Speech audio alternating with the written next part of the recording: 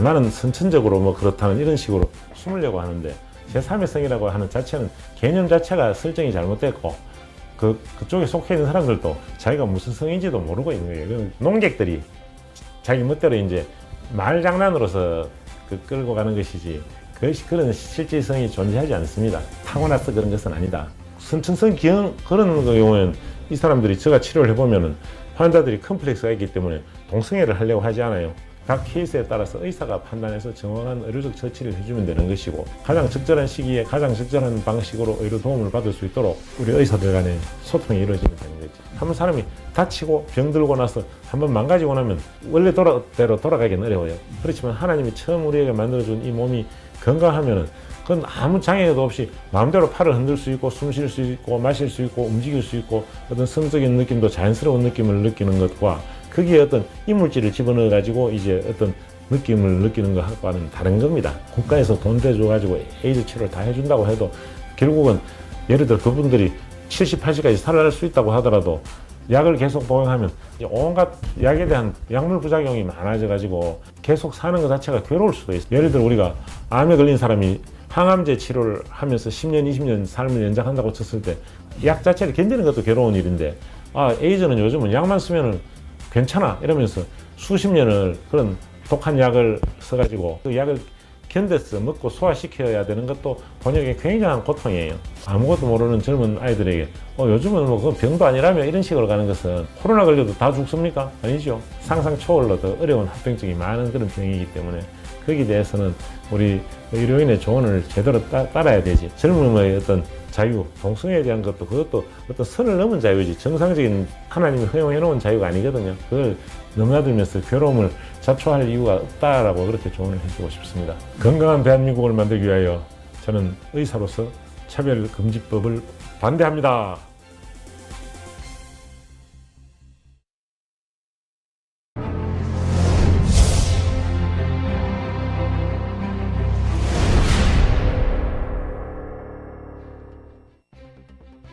안녕하십니까. 저는 비뇨의학과 전문의 이세일입니다.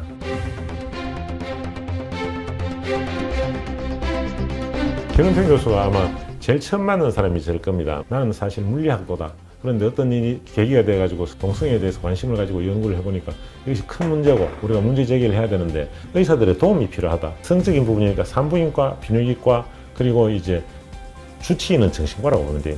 정신과 선생님이 결국 민성길 교수님께서 회장을 맡으시고, 동성애하고 간성하고는 실질적으로는 관계가 없기 때문에 아기를 낳으면 외과 의사들은 항문이 막히지 않았나 이걸 본다고 하고, 성형외과나 이비인후과 같은 데는 입술이 찢어지거나 이런 게 없는가 이런 걸 보기도 하고 이러는데, 저희들 같은 경우는 양쪽에 고환이 제자리에 음낭에 들어와 있는지, 성기 발달이 제대로 됐는지 이런 걸 보게 되죠. 10,000명에 1명, 5,000명에 1명 뭐 이런 정도긴 한데, 성기가 이래 오브라져 있거나 아주 작거나 고환이 한쪽은 있고 한쪽은 없거나, 염색체 이외에 호르몬이나 이런 쪽에 의해서 그런 것이 나타날 수도 있고, 저출산 고령화 시대에 불임 문제가 더 문제가 되는 것 같아요. 불임을 무슨 성이라고 지정하겠습니까? 남자는 남성인데 그건 하나의 불임 문제로 봐야 되는 것이지, 불임의 성, 뭐 임신의 성, 아들이 생기는 성, 딸이 생기는 성 이런 게 있는 게 아닙니다. 간성 같은 이런 아주 드문 예를 하나 끄집어내 가지고 그 사람들 뒤에 숨으려고 하는, 우리는 어쩔 수 없이 선천적으로 이렇다라고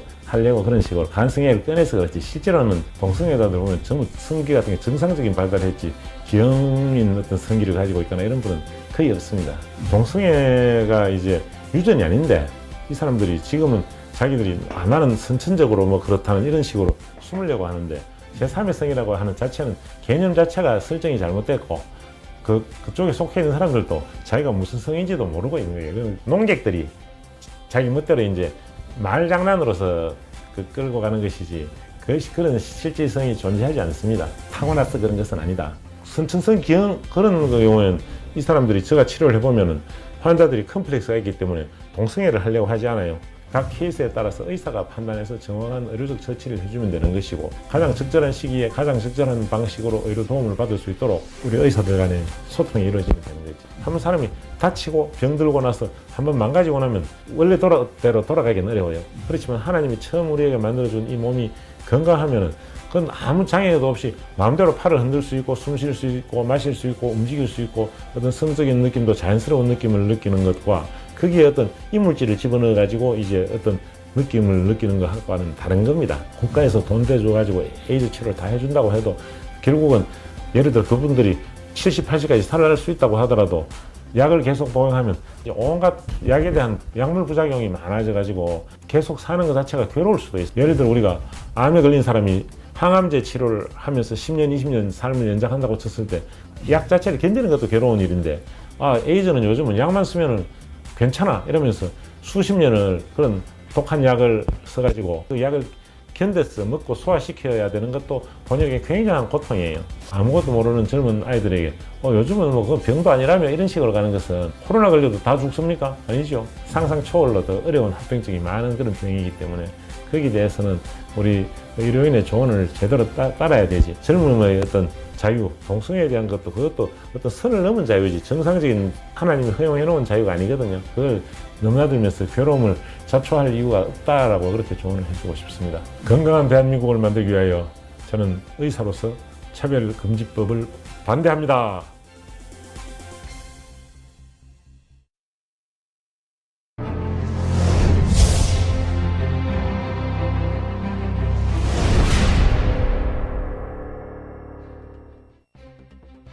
안녕하십니까. 저는 비뇨의학과 전문의 이세일입니다.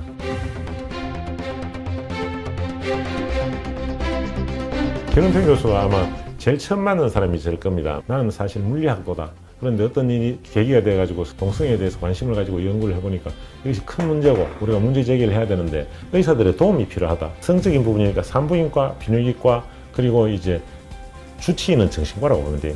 정신과 선생님이 결국 민성길 교수님께서 회장을 맡으시고 동성애하고 간성하고는 실질적으로는 관계가 없기 때문에 아기를 낳으면 외과 의사들은 항문이 막히지 않았나 이걸 본다고 하고 성형외과나 이비인후과 같은 데는 입술이 찢어지거나 이런 게 없는가 이런 걸 보기도 하고 이러는데 저희들 같은 경우는 양쪽에 고환이 제자리에 음낭에 들어와 있는지 성기 발달이 제대로 됐는지 이런 걸 보게 되죠. 10,000명에 1명, 5,000명에 1명 뭐 이런 정도긴 한데 성기가 이래 꼬부라져 있거나 아주 작거나 고환이 한쪽은 있고 한쪽은 없거나 염색체 이외에 호르몬이나 이런 쪽에 의해서 그런 것이 나타날 수도 있고 저출산 고령화 시대에 불임 문제가 더 문제가 되는 것 같아요. 불임을 무슨 성이라고 지정하겠습니까? 남자는 남성인데 그건 하나의 불임 문제로 봐야 되는 것이지 불임의 성, 뭐 임신의 성, 아들이 생기는 성, 딸이 생기는 성 이런 게 있는 게 아닙니다.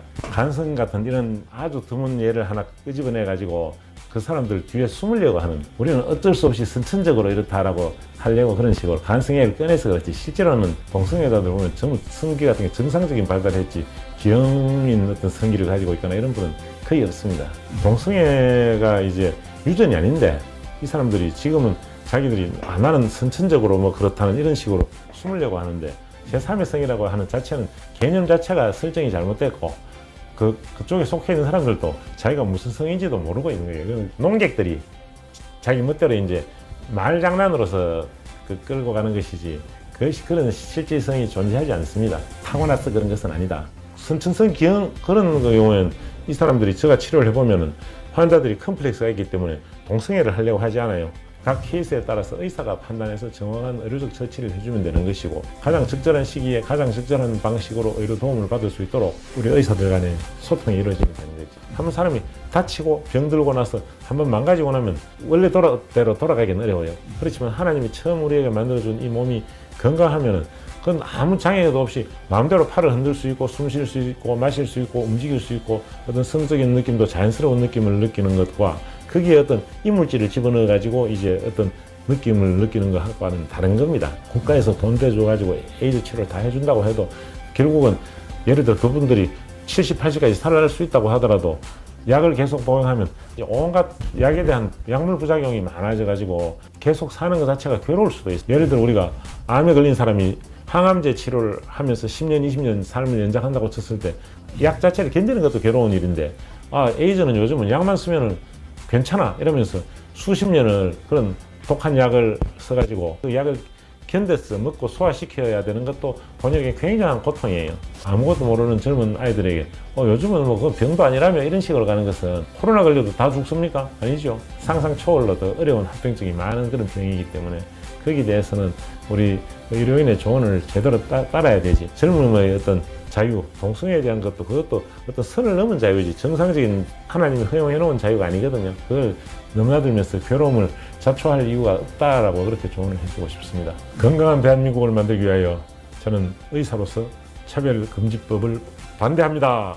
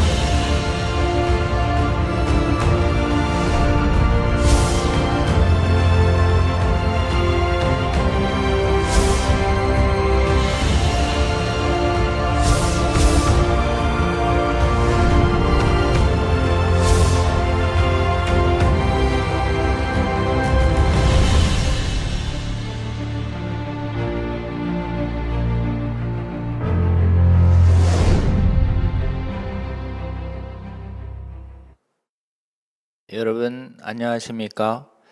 오늘 2021년 또 12월 3일 12월 첫째 주 금요일 오후 2시입니다. 지금 오늘 차바 시즌 2 제50회 강의 일정을 시작합니다. 바쁘신 일상 시간에서 이렇게 시간을 내서 다시 우리 차바 실시간으로 시청해 주고 계시는 전국의 275개 우리 유튜브 공유 채널 시청자 여러분 또 국민 여러분 정말 감사를 드립니다. 그리고 또 이 실시간으로 시청하지 않으시더라도 녹화된 이 방송 시청해 주고 계시는 많은 분들께 머리 숙여 감사를 드립니다. 지난 시간 우리는 서유한 목사님의 강의를 들었습니다. 우리 제목 자체가 내 지역은 내가 책임진다. 그리고 온라인은 블로그로 이런 제목으로 우리에게 강의를 해주셨습니다. 우리 서유한 목사님이 살고 계신 안양 지역 지금 지역사회로 지금 점진적으로 침투하고 있는 이 차별금지법을 막고 또 차별금지법 아직 모르는 지역 주민들 깨우고 또 지역에 있는 통치자들 특히 국회의원들 계속 찾아가서 만남 시도하고 결국 만나서 설득하면서 우리 용인 지역을 우리 깨어난 성도님들 또 국민들과 연합을 해서 지역사회를 거룩하게 지키는 활동을 몸소 실천해 주시는 모습 저희에게 소개해 주셨습니다. 또 나아가서 우리 온라인 블로그 활동을 통해서 차별금지법과 성혁명 사상의 그 피해를 아주 지난 5년 가까이 무려 만여 개의 포스팅 중에서 5천여 개의 포스팅 주제가 차별금지법과 성혁명 사상이었습니다. 거의 통계를 내보면 매일 4개 이상씩 포스팅을 했고 그 외에 적어도 2개 이상은 우리 평등법 차별금지법에 관한 올바른 지식을 온라인을 통해서 계속 포스팅하시고 이 블로그를 통해서 찾아오는 수많은 분들 깨우는데 헌신해 오고 계셨습니다.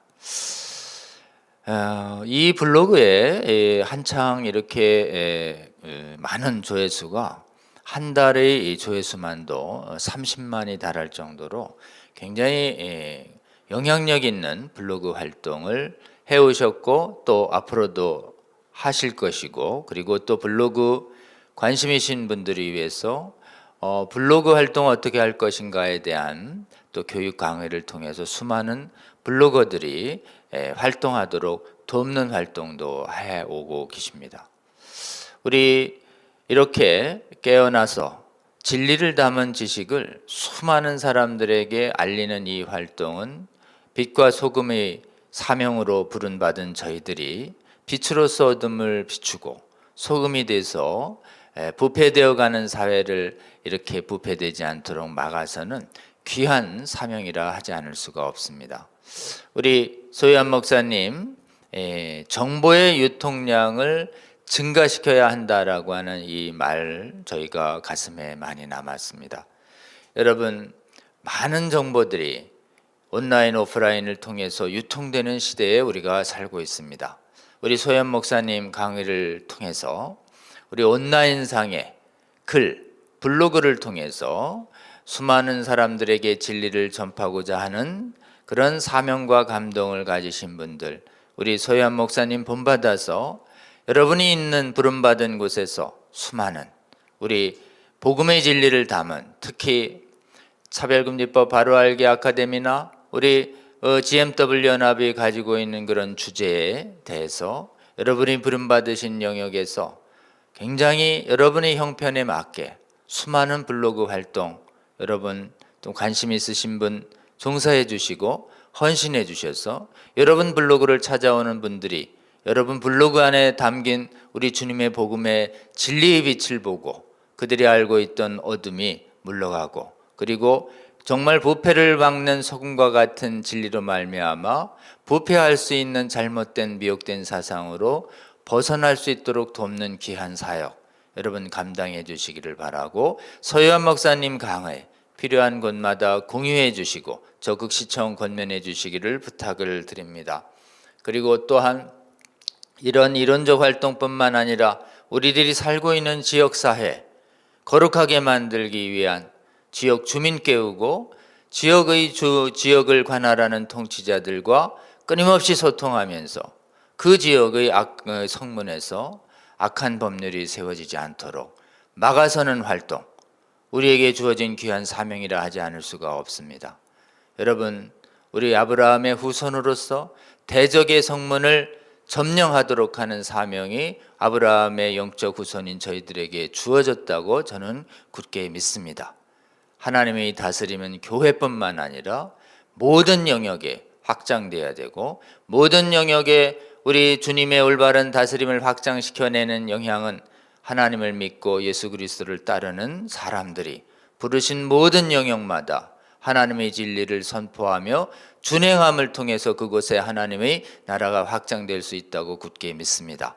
내 지역을 내가 거룩하게 지킨다는 그 모토와 실천도 우리도 함께 도전받고 본받기를 우리가 원합니다. 오늘 예고해드린 대로 오늘 강의는 우리 이세일 교수님 모셨습니다.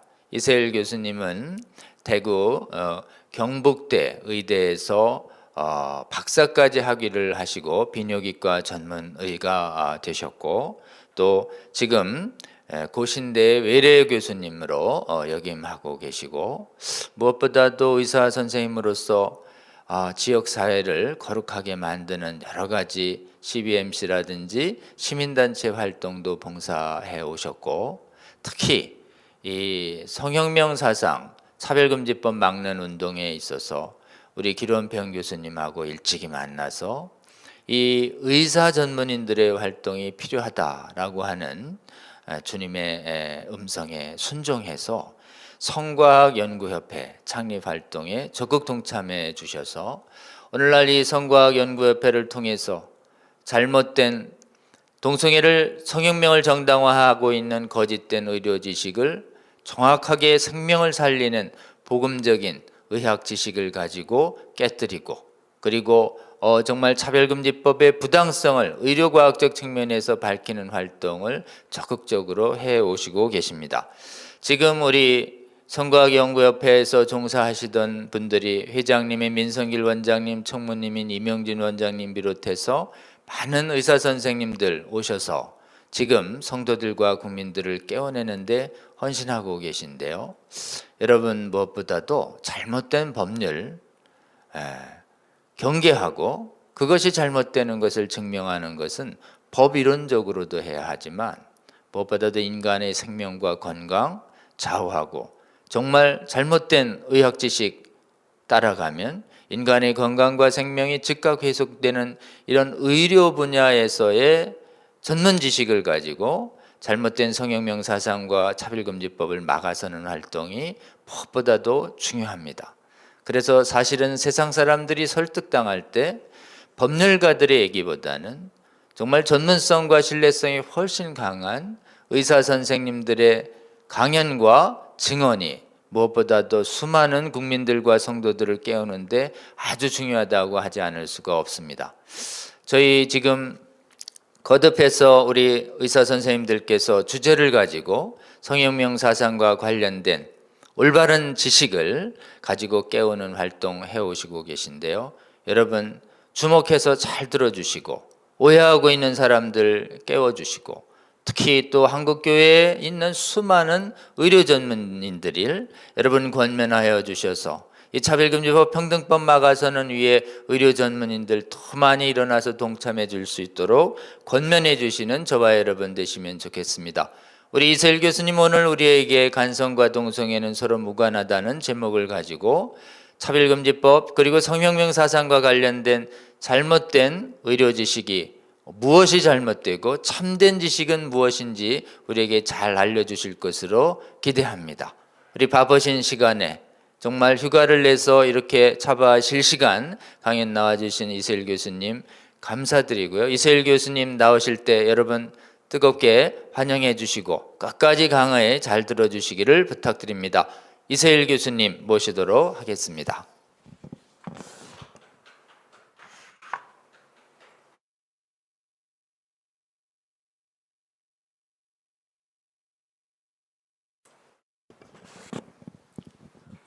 좋은 소개 말씀을 해주셔서 대단히 감사합니다. 사랑하고 존경하는 차바 아카데미 가족 여러분 안녕하십니까? 오늘 저는 성혁명 사상과 동성애와 이런 부분에 대해서 간성을 중심으로 간성과 동성애는 서로 무관하다라는 제목으로 여러분들과 함께 생각해보는 시간을 갖고자 합니다. 저희들이 새해가 되면은 어떤 집에서 이제 새로운 아이가 태어났는데 남자아이가 2021년 처음 태어났다, 여자아이가 나왔다 이런 것이 방송에 나올 때가 있습니다. 그런데 우리가 자녀를 가지거나 이렇게 하면 제일 먼저 관심을 가지는 것이 소위 아들인가 딸인가 남성인가 여성인가 이 부분에 대해서 굉장히 궁금하게 생각하고 있는데 어떤 경우에는 아이를 보면은 남성인지 여성인지 헷갈리는 그런 성기를 타고 나타나는 아이들이 있습니다. 그래서 이것을 저희들이 의학적 관점에서는 제대로 된 성분화 발달 과정을 거치지 못한 선천성 기형이다라고 생각하고 있는데 보통 세간에서는 이것을 간성이다, 인터섹스다라는 그런 식으로 표현하고 있습니다. 그렇지만 이것은 이제 학문적으로는 성분화 발달의 장애다라고 하는 것이 적절한 표현이고 지난 42회 강의와 47회 강의에서 임현모 교수님과 유현무 교수님과 임수현 선생님께서 그 강의를 해주신 적이 있습니다. 죄송합니다. 예. 간성은 성분화 발달의 장애인데 육체의 성은 처음에 이제 정자와 난자가 만나서 수정란이 될 때 바로 결정이 되는데 이때 예를 들어 가지고 정자가 정자끼리 만난다든지 난자가 난자끼리 만들어져서 어떻게 뭐 사람이 되고 이런 건 없습니다. 거기에는 많은 경쟁을 거쳐서 난자와 정자가 결합하기 위해서 수억 대 1의 경쟁을 가지고 어떤 정자가 난자와 결합하게 되어서 거기서 이제 비로소 임신이 되게 되고 그때 수정이 되고 나면 수정란에 있는 염색체와 유전자에 의해서 그 정보에 의해서 이제 처음에 그 배아가 쭉 만들어지면 한 7주쯤 돼서 그때 이제 어떤 성기관을 발전시키는 정소, 난소, 성기관 등을 자극하는 그런 호르몬적인 요소가 만들어져서 세부적인 또 장기가 조금씩 남자들 같으면은 볼피안 덕이라고 하는 장기에 의해서 또 여성들은 밀러리안 덕이라고 하는 그런 기관에 의해서 장기가 만들어지게 되는 것입니다. 그래서 육체의 성은 선천적으로 결정된다라고 말할 수가 있습니다. 그런데 육체의 성이 남자와 여성이 두 가지로만 결정되고 있는데 아주 낮은 확률로 남성도 여성도 아닌 구별하기가 조금 어려워지는 그런 선천성 기형의 일종으로 모호한 생식기를 가진 그런 성분화 장애, 소위 간성이 만들어질 수도 있습니다. 간성이 생기는 이유는 크게 이제 사람의 염색체 숫자가 46XX, 46XY 이런 식으로 말하는데 그 성염색체의 XY 또는 XX 성염색체의 이상 때문에 그렇게 되는 경우도 있고 그 이외의 어떤 분화 과정에서 원인이 생겨서 호르몬 밸런스가 깨어지거나 어떤 장기가 발달하는 과정이 잘못되어서 생기는 그런 류의 이상으로 나누어 볼 수가 있겠습니다. 먼저 성염색체 이상에서는 성염색체가 정상 여성의 경우에는 46XX고 정상 남성의 경우에서는 46XY로 나타나게 되는데 터너 증후군이라고 하는 것은 45XO라 그래가지고 성염색체가 X 하나만 있는 어떤 그런 발달 장애를 말하고 클라인펠터라는 사람이 발견한 클라인펠터 증후군은 XXY라든지 XXYY, XXXY 등을 가지는 이런 발달 장애를 말하고 있습니다. 먼저 터너 증후군이라는 증후군은 요 사진에 나타나 있습니다만은 외형은 여성이지만 난소의 결함 때문에 2차 성징이 결여되어 가지고 마치 아이처럼 나이가 들었는데도 그런 아이 같은 그런 모양을 하고 여성의 가슴이 잘 발육되지 못하거나 임신을 할 수 있을 정도로의 어떤 그런 여성성이 발달되지 않아서 아기를 가지거나 이러지는 못하는 그런 경우인데 몸집이 작고 성인이 되어도 키가 별로 크지 않습니다. 그렇지만 이제 여성 호르몬을 투여하면은 유방이 발달하기도 하고 생리가 시작되기도 하고 하는 그런 증후군을 터너 증후군이라고 부르고 있습니다. 또 클라인펠터 증후군이라는 것이 있는데 이것은 이제 성염색체가 아까 말씀드렸듯이 XXY라든지 XXYY라든지 XXXY라든지 이런 식으로 성염색체의 감수 분열 과정에서 무작위로 생기는 성염색체의 비분리 현상에 의해서 발생하는 그런 증후군인데 이 경우에는 또 사춘기에 남성 호르몬이 잘 분비되지 않음으로 인해서 가슴이 여성처럼 발달해가지고 볼록하게 되거나 또 남성의 성징을 나타내는 고환이나 음경은 크기가 유달리 작고 또 생식 능력이 결여되어가지고 불임이 되거나 이런 경우가 있을 수 있는데 이 경우에는 지능이 낮은 수도 있고 정신적인 동반 장애가 있는 경우도 많이 있습니다. 이러한 염색체 이외의 성분화 발달의 장애로 많이 생기는 것을 헐마프로다이티즘이라고 부르는데 영어로 하면 헐마프로다이티즘이 단어가 개수도 많고 외우기도 힘든 그런 말이구나 이렇게 생각할 수도 있는데 이것은 두 개의 단어가 복합된 건데 여러분들이 그리스 신화를 볼 것 같으면 헤르메스라는 것과 아프로디테라고 들어본 적이 있죠. 헤르메스는 소위 그리스 신화에 의하면 제우스의 아들로서 어떤 좋은 소식을 전하거나 어떤 농사의 풍요를 일으키는 그런 것인데 이 헐마프로다이티즘이라고 하는 것은 남성적인 헤르메스 같은 상과 미의 여신인 아프로디테의 상의 두 개가 한 사람 몸에 공존한다. 그렇게 해서 헐마프로다이티즘이라고 부르고 우리 성경에서도 볼 것 같으면 사도행전에서 바나바와 바울이 저 루스드라 지방에 가서 그 전도를 했습니다. 선교를 했습니다. 그러니까 그쪽 지역 사람들이 이분들의 말이 기적을 일으키기도 하고 이러니까 이분들이 제우스와 헤르메스가 왔는 것이 아닌가 이래서 스스와 허메가 나타났다 이래가지고 이제 바울을 말하는 자이기 때문에 허메, 헤르메스라고 말하기도 하고 이랬다는 것이 성경에도 나오고 있습니다.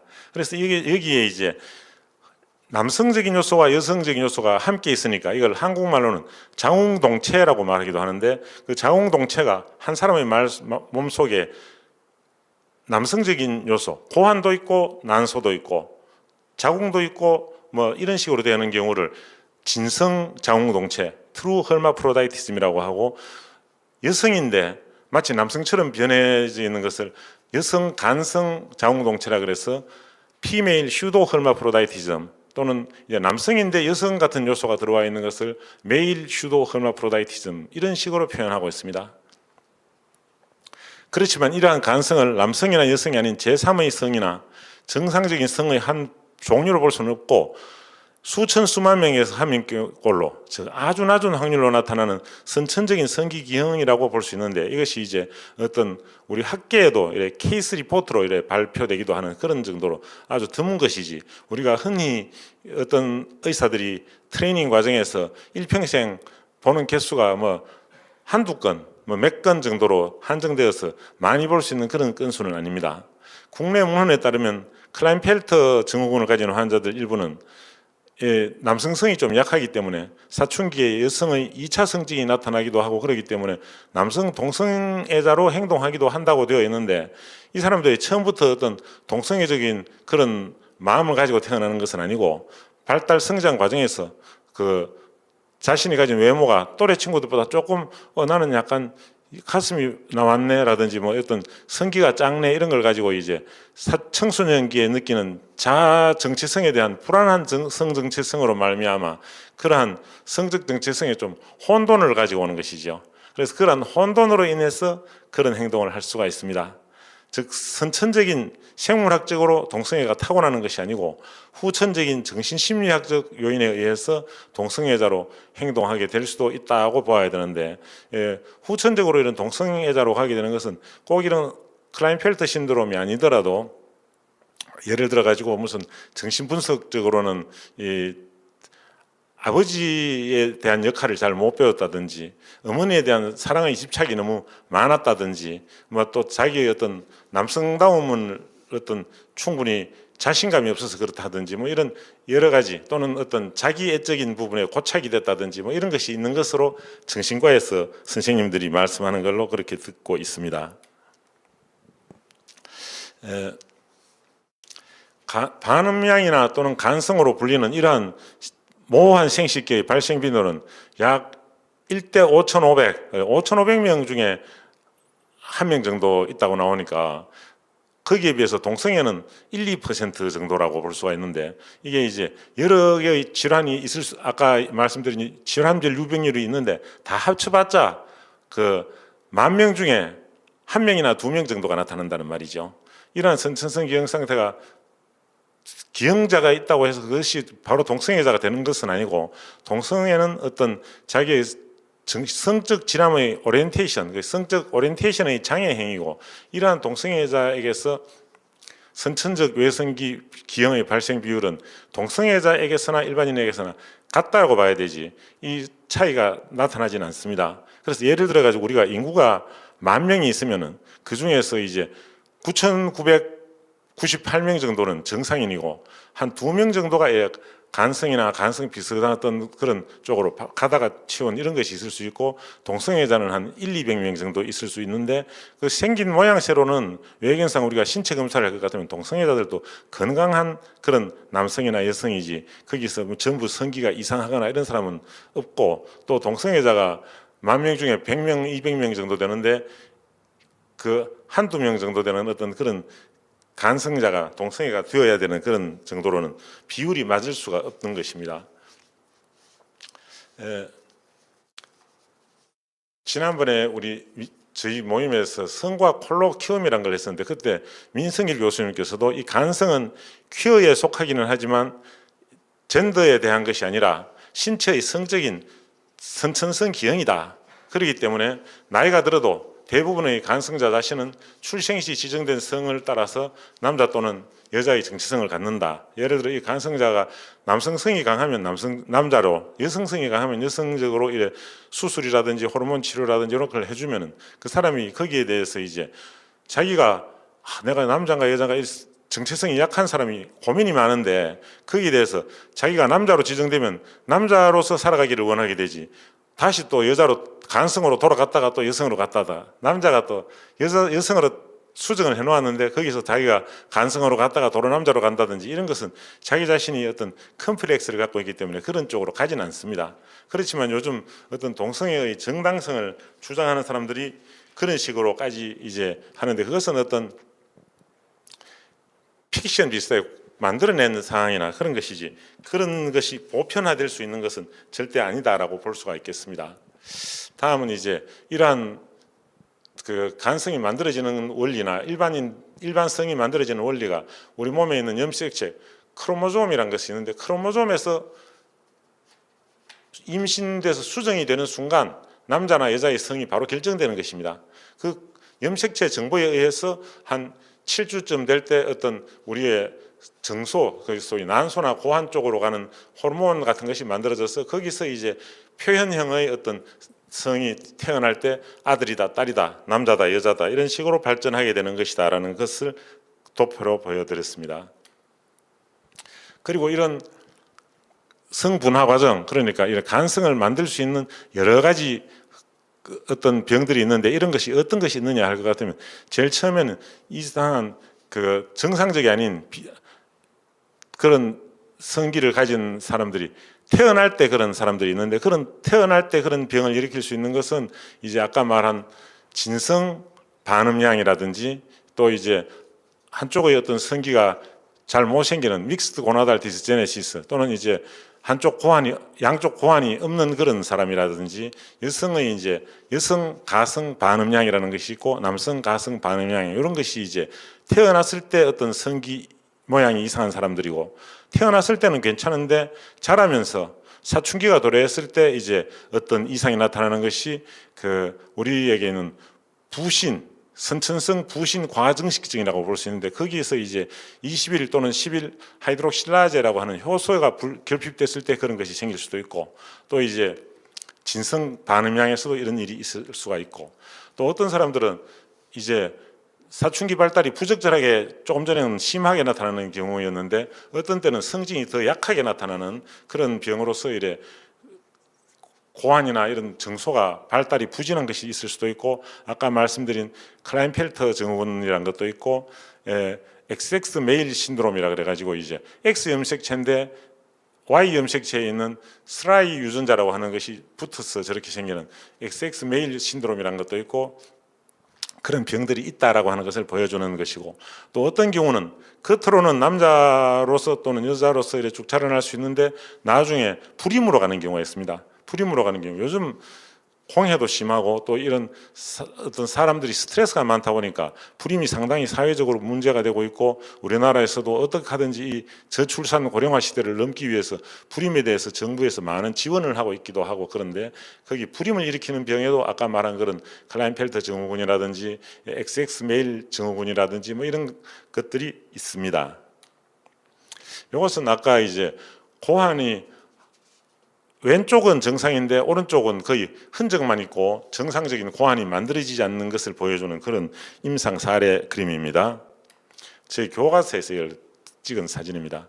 이것은 이제 아까 부신 과증식증이라고 하는 이런 경우에는 여성인데 남성 호르몬이 많이 나와가지고 어린아이인데 이런 식으로 모양이 바뀌어 나타나게 되는 걸 말하는데 A 그림을 볼 것 같으면 앞쪽에 이제 여성의 음핵, 클리토리스라고 부르는 저것이 너무 커서 마치 아이들의 고추처럼 커지는 그런 양상이 있고 다음 방광이라든지 질은 제자리에 있는데 음핵만 지나치게 비대한 그런 모습을 나타내는 쪽으로 이제 성기 모양이 이상하게 생긴 여자아이인데 얘가 여기 왜 이렇게 볼록하지 이런 증상을 보여주는 것이고 다음 B 그림과 C 그림은 방광에서 소변이 나오는데 그것이 이제 자궁에서 나오는 질 입구와 B는 일치해서 한쪽으로 소변도 나오고 예를 들어 가지고 나중에 여성 호르몬을 생기거나 주거나 할 것 같으면은 어떤 menstruation 출혈을 할 때 소변도 나오고 그쪽으로 그 어떤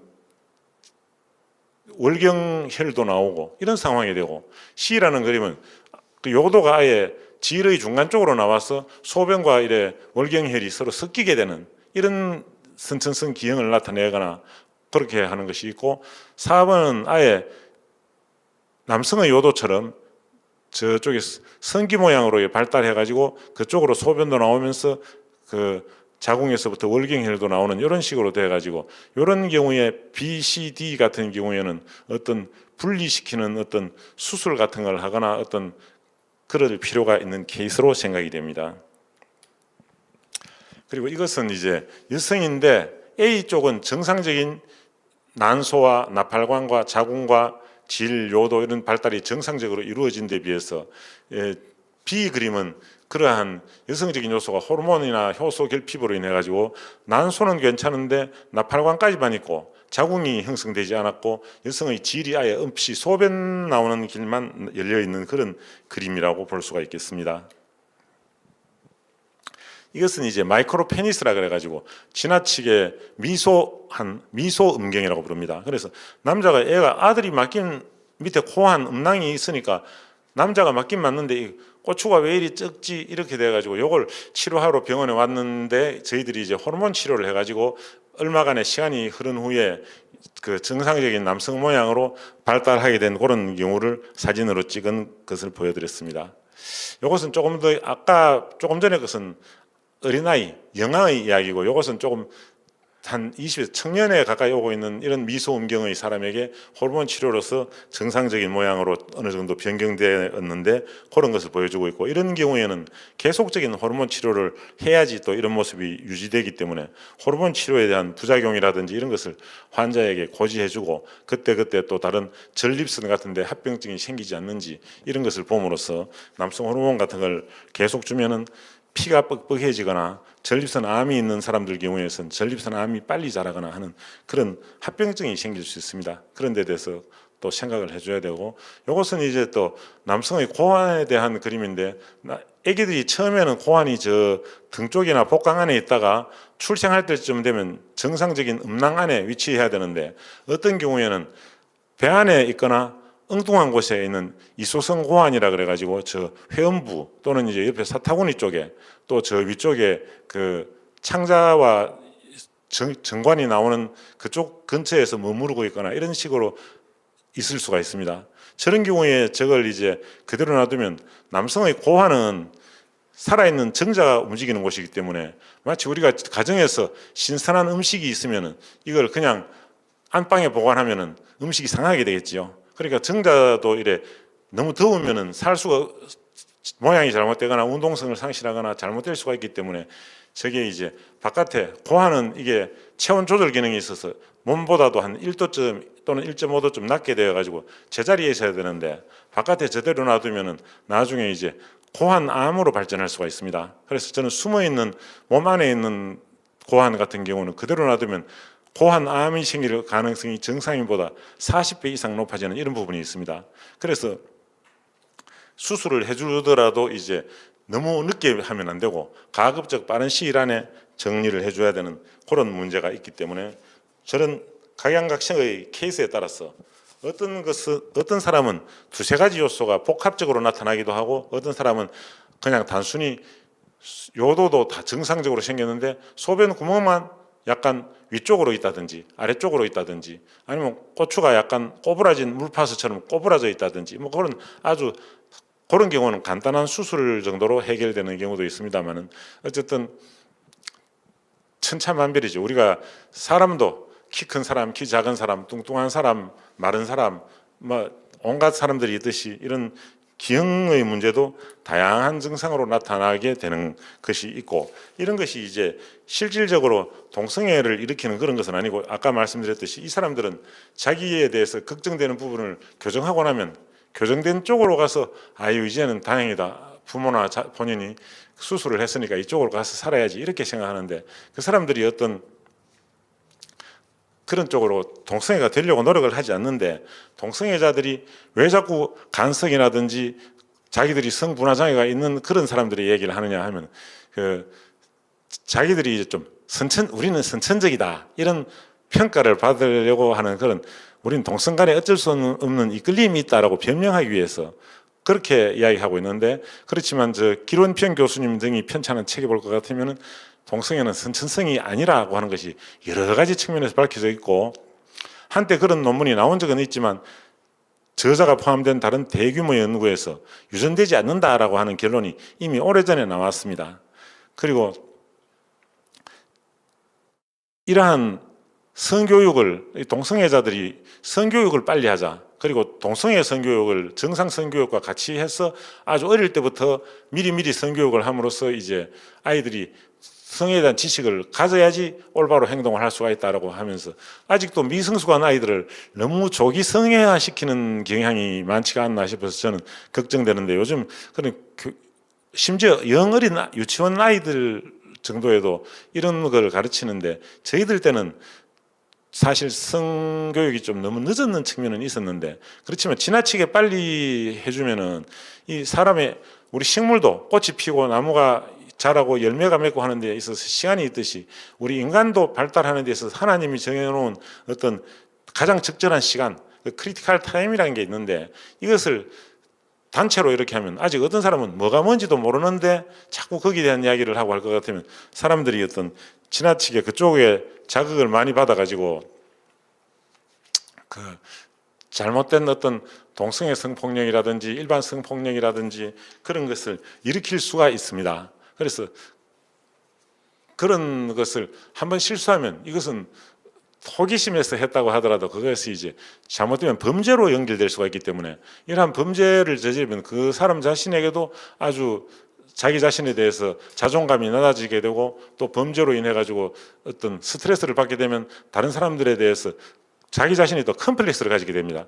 나를 이런 그런 범죄자로 보는 건 아닌가, 이런 생각을 하고 있다가 어떤 기회가 되면 다시 또 과거에 저질렀던 범죄를 쉽게 저지를 수가 있기 때문에, 어떻게 하든지 이런 범죄와 연결될 수 있는 그러한 조기 성교육을 제가 생각할 때는 조금 사람에 따라서 발달 정도에 따라서 맞춰서 교육을 해야 되지, 그걸 지나치게 일찍 하려고 하는 것은 좋지가 않다. 그리고 성해방론자들은 금지된 것을 금지하라라고 하는 이런 구호를 외치지만, 이 세상을 더 아름답고 정말 좋게 하기 위해서는 우리가 어떤 부분에 대해서는 참고 절제하고 이런 부분이 필요합니다. 자기 자신이 모든 즐길 수 있는 것을 마음껏 즐기면서 살 때는 이게 이제 자연이고 우리 인간이고 어떤 에너지가 낮아져서 너무 저급한 그런 삶을 살게 되는 것이고, 아름답고 고상한 그런 덕을 갖춘 그런 삶을 살 수는 없게 되는 것입니다. 우리가 어떤 아이들에게 뜨거운 프라이팬이라든지 칼 같은 위험한 물건을 줄 때 조심해서 다룰 만한 능력이 될 때 다루어야 되듯이, 이런 아이들에 대한 교육도 조심해서 그 아이 수준에 맞는 정도로 교육을 시키는 것이 중요한데, 그 부분이 조금 지나치게 빠르지 않나 해서 저는 걱정입니다. 그리고 이 동성애라든지 이런 성교육을 자꾸 시키자고 하는 것이 이제 처음에 그 시몬느 보부아르 같은 사람들이 이제 여자들은 여자로 태어나는 것이 아니라 사회에서 어떤 여자로 길러지기 때문에 주어진 성역할 때문에 그렇다라는 이야기, 그런 이야기를 했습니다. 그래서 그러한 어떤 여성학적인 소위 사회화시키는 거예요. 남자는 남자로 사회화된 거고 여자는 여자로 사회화된다는 데 대해서 신봉하고 있는 존스 홉킨스 대학의 존 머니라고 하는 심리학자가 있었는데, 그 사람이 이제 어떤 남자아이가 태어났는데 포경 수술을 하려고 하다가 어떤 의료 사고를 내 가지고 이제 고추를 태워버려 가지고 다시 이제 그걸 브렌다라고 하는 여자아이를 만들었다가 그렇게 했는데, 나중에 아이가 자라나면서 여성 호르몬을 맞고 여자로서 키워지는 것에 대해서 맞지 않게 생각해 가지고 자기 스스로 이제 거기서 벗어나서 다시 남성적인 삶을 살면서 이름을 데이빗 라이머로 해서 살다가 나중에 자기 자신에 대해서 스스로 실망해서 자살로 삶을 마감했는 이런 케이스가 있는데, 이러한 것은 어떤 그 아이가 가지고 있는 호르몬 영향에 대해서 정성적인 평가를 하지 않았기 때문에 저는 그러는 것이다 생각하고, 어떻게 남성 호르몬으로서 남성적인 성향을 가지고 있는 아이를 저렇게 만들어낸 것은 잘못된 것이다라고 생각하고 있습니다.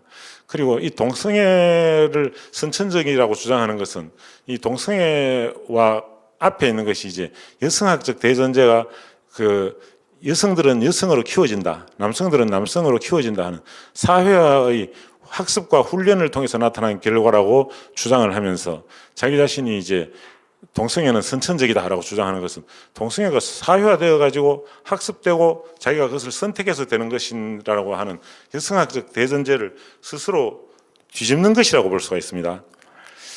한 가지 더 말씀을 드릴 것 같으면, 문화가 사람의 모든 것을 결정한다라고 하는 문화결정론을 따르는 프란츠 보아스라고 하는 사람이 있었는데, 그 사람이 한 번은 자기의 제자들에게 너희들이 이래 우리 영토 안에 있는 여러 가지 섬에 가가지고 어떤 사람들의 문화와 어떤 그런 것이 차이가 있는지를 보라고 하니까 그 중에 석사 과정을 밟고 있던 마가렛 미드라고 하는 제자가 있었는데 그가 이제 사모아 제도에 있는 어떤 섬에 가가지고 이 사람들이 어떻게 사는가 물어보니까 어떤 사람이 우리 섬에는 남자들이 전부 수줍고 그러기 때문에 여성들이 와서 우리가 사귀자 데이트하자 이러면 거기에 끌려가지고 가는 것이고 남자들이 남자로서의 적극적인 역할을 안 한다 이런 이야기를 했어요.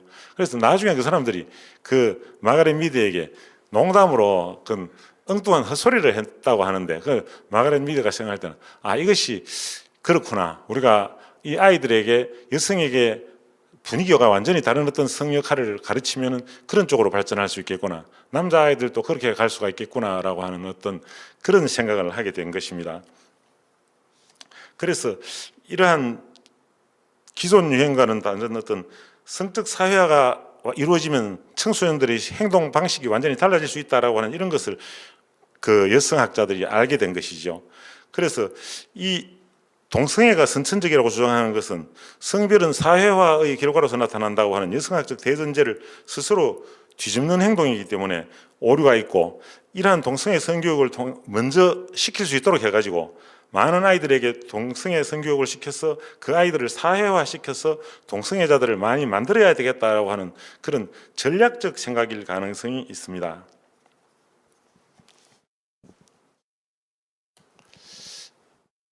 그러면 우리가 생각할 때 동성애의 위치는 어떤 위치에 있는 것일까 할 때 우리 한국말은 사랑이라고 하면 다 같은 사랑으로 취급하기 때문에 제가 이 히라버 몇 가지를 통해서 이제 사랑의 위치를 한번 생각해 보려고 하는데 아가페의 사랑은 사랑을 뜻하는 그리스어로서 하나님의 사랑이라든지 이타적인 사랑, 남의 필요를 채워주는 사랑인데 또 사랑받을 만한 조건이 되지 못함에도 불구하고 사랑해주는 신적인 사랑인데 이 아가페 사랑은 우리 안에서 나오는 것이 아니라 성령을 통해서 주어지는 사랑이다. 그래서 대표적인 예로서는 예수님께서 하늘 보좌를 버리시고 사람의 몸을 입고 오셔가지고 우리의 죄를 대속하기 위해서 십자가에서 돌아가시고 우리 인간들을 구원한 것을 어떤 아가페의 사랑이라고 볼 수가 있겠습니다.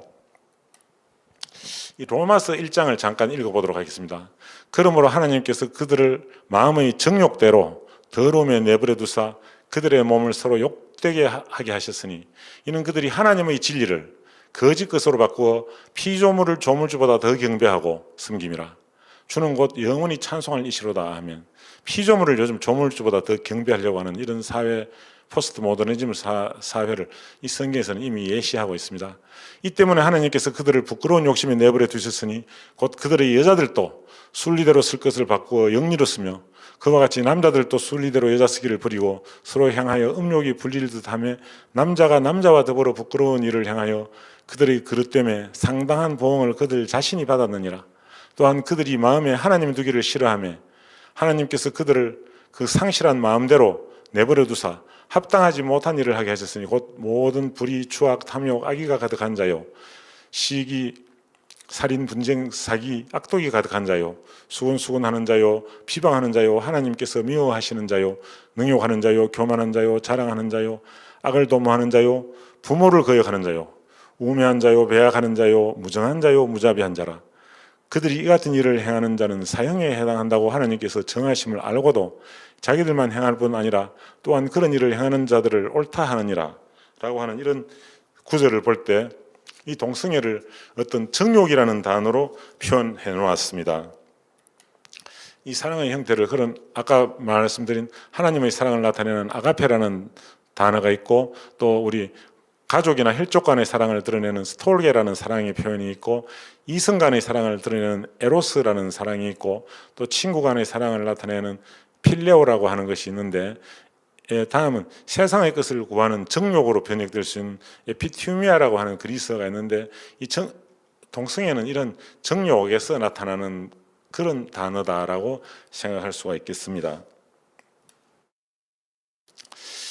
그래서 이제 동성애는 선천적이 아니다라고 하는 것을 잠깐 리뷰하도록 하는데 동성애는 유전되는 것이 아니다. 왜냐하면 동성애자들은 아기를 낳을 수 없기 때문에 자기 대해서 모든 것이 끝나버리게 됩니다. 아기를 낳을 수 없으므로 유전될 수가 없습니다. 아기를 낳아야 유전자가 다음 세대로 전달이 될 수 있는 것이겠지요. 유전자 돌연변이로 생기는 유전질환이라는 것은 지극히 소수에게 나타나는데 모든 유전 질환자를 합쳐도 전체 인구의 1% 이하로 생기는데 동성애가 전부 돌연변이로 생겼다고 말하기에는 빈도가 너무 높은 것입니다. 그리고 어떤 지방과 대도시 이런 데서 자라는 데 따라서 대도시에서 자란 아이들은 동성애자가 될 확률이 더 높고 시골에서 자랐으면 동성애자가 될 확률이 낮다는 그런 논문도 있습니다. 그리고 또 이런 것을 통해서 동성애 발생이 환경의 영향을 많이 받는다는 것을 알 수가 있습니다. 서구에 그러면 동성애가 왜 유전이라는 오해가 퍼졌느냐 하면은 1993년도에 해머라는 동성애자가 남성 동성애가 XQ28이라고 하는 유전자와 상호관계가 있다고 이제 사이언스지에 발표했습니다. 그러자 그 서구 언론이 좋은 잡지에 나왔으니까 동성애 유전자를 발견했다고 대서특필해서 이것이 널리 알려지게 돼서 동성애는 유전이라는 오해를 퍼뜨린 그런 연구 결과가 된 것이죠. 그렇지만 1999년에 라이스라는 사람이 XQ28 유전자를 분석해 보니 남성 동성애와 아무런 관련이 없다라고 하는 것을 발표했고 그 후에 2005년에는 처음 발표했던 해머를 포함한 연구팀이 더 많은 사람을 조사하여 훨씬 규모를 크게 해서 4만 5천 명인가 이렇게 연구해서 남성 동성애와 XQ28 유전자가 아무런 상관관계가 없다고 결론을 내리게 되었습니다. 그리고 동성애는 자신의 어떤 의지와 관계없이 형성되는 것이 아닙니다. 우리 마음속에서는 여러 가지 그 지정의로 표현하죠. 지식적인 생각, 그 다음에 어떤 감정적인 생각, 그리고 나는 어떤 일을 해야 되겠다라고 하는 의지, 이런 것이 있는데 이 동성애가 형성되는 과정에서 어떤 지적인 요소, 정적인 요소, 의지적인 요소가 각각 얼마씩 차지하는지 이런 것에 따라서 성장 환경에 따라서 어떤 의지적으로 선택하고 반응하는 것이지 저절로 되는 것이 아니다라는 이야기죠. 그리고 청소년기에서는 우정이 삭트는 이런 것이 있을 수 있는데 이러한 우정을 동성애나 또 양성애로 잘못 생각하고 볼 것 같으면 16세 양성애자 또는 동성애자라고 밝힌 학생이 다음 해에는 17세가 되면 다시 이성애자로 바뀌는 그런 경우가 많이 있고 청소년기의 동성애 성향은 확정적이지가 않고 매우 유동적이다. 이렇게 갔다가 저렇게 갔다가 그러니까 우정과 사랑을 혼돈하는 이런 아직 성장 과정에 그런 게 있을 것이라고 저는 생각하고 있습니다. 어릴 때부터 동성애 성향을 유지해서 평생 동성애자가 되는 것은 그런 것은 자신의 선택과 강한 의지에 의해서 좌우된다고 볼 수가 있겠습니다. 동성애를 선천적인 것이라고 그러면 주장하는 이유는 우선 다른 사람의 비난을 피하기 위해서 나는 어쩔 수가 없다라고 하는 자기 합리화 그런 것이 있고 또 어떨 때는 동성애에서 벗어나려고 애를 쓰는 사람도 있습니다.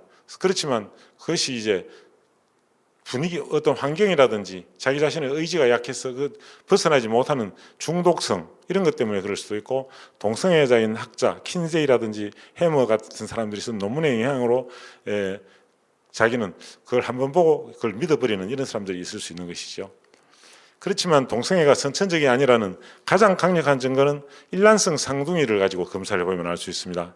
일란성 쌍둥이는 같은 유전자를 갖고 있고 같은 자궁의 호르몬 영향을 받으면서 유전자와 호르몬 영향을 받기 때문에 둘 다 똑같은 성격과 모양을 갖추듯이 동성애도 한다면 두 사람이 다 똑같이 동성애자가 되어야 되는데 2000년도의 연구 결과에 볼 것 같으면 일란성 상생아 동성애 일치율이 남자 11.1%, 여성 13.6% 정도로 그건 뭐 생길 수 있는 확률이 아주 낮은 걸로 나타나기 때문에 일란성 쌍둥이의 낮은 동성애 일치율은 동성애가 유전자와 호르몬에 의해서 결정되지 않고 자신의 의지나 그런 것에 의해서 결정된다라고 하는 것을 알 수가 있습니다. 그리고 동성애는 치유가 가능한데 동성애 치유에 관계한 전문가들의 사례를 볼 것 같으면 비버 박사라는 분은 20년간 조사를 진행한 후에 동성애에서 이성애로 바뀔 가능성이 30 내지 50%가 있다고 발표했고 성과학에서는 굉장히 유명한 분인데 마스터즈 앤드 존슨이라는 분들이 있는데 이분들은 67명의 동성애자와 14명의 레즈비안 치료한 결과 71.6%가 치료가 되었다는 성공 발표를 했습니다.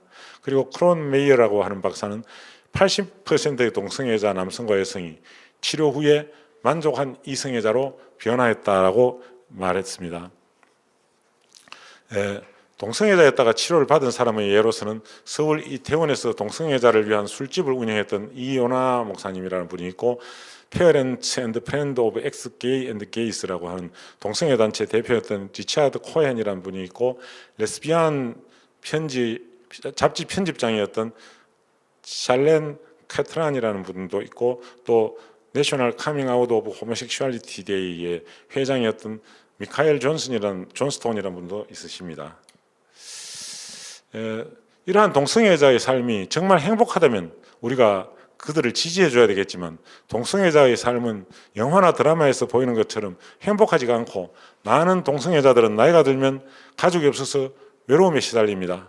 그리고 이 동성애도 결국은 인간의 성적 활동은 호르몬 영향을 받게 되는데, 나이가 들면서 남성 호르몬이 떨어지게 될 것 같으면 그러한 동성애적인 어떤 성행위 자체가 많이 줄어들고, 그렇게 됨으로써 보통 파트너와 결별되는 수가 많고, 동성애자는 한 사람에게 대해서 충성하기보다는 파트너가 이 사람 저 사람에게 왔다 갔다 하기 때문에, 동성애자들이, 저도 혹시 어떤 다른 성병 관계로 왔는 사람들이 어떤 경우에는 젊은 사람들도 어떤 자기의 어떤 재산을 과시하거나 어떤 자기의 인물을 과시하거나 이런 데 좀 따라갔다가 또 나중에 조금 실증이 나면 바꾸어 버린다든지 이런 것이 아주 많은 걸로 알고 있습니다. 일반인들에 비해서 소위 가족의 위로가 있으면 우리가 편안하고 즐거운 삶을 살 수 있는데, 그런 가족의 지지가 없으니까 일반인에 비해서 알코올에 의존하는 비율이 2배 이상 많고, 자살을 시도하는 경우도 3배 이상 되고, 그들의 수명도 일반인보다 25년, 30년 짧고, 알코올 중독자보다도 더 빨리 죽는 걸로 그렇게 되어 있습니다.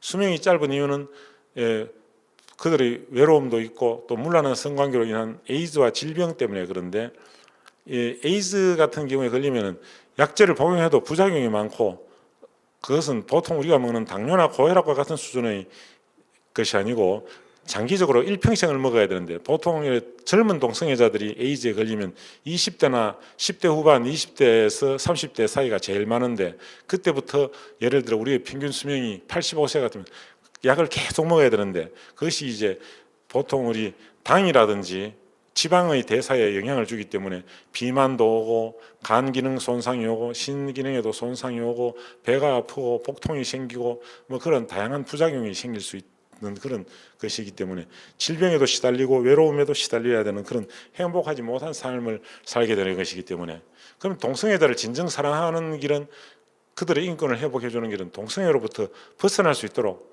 회복시켜 줄 수 있는 그런 것이 중요하다는 것이죠.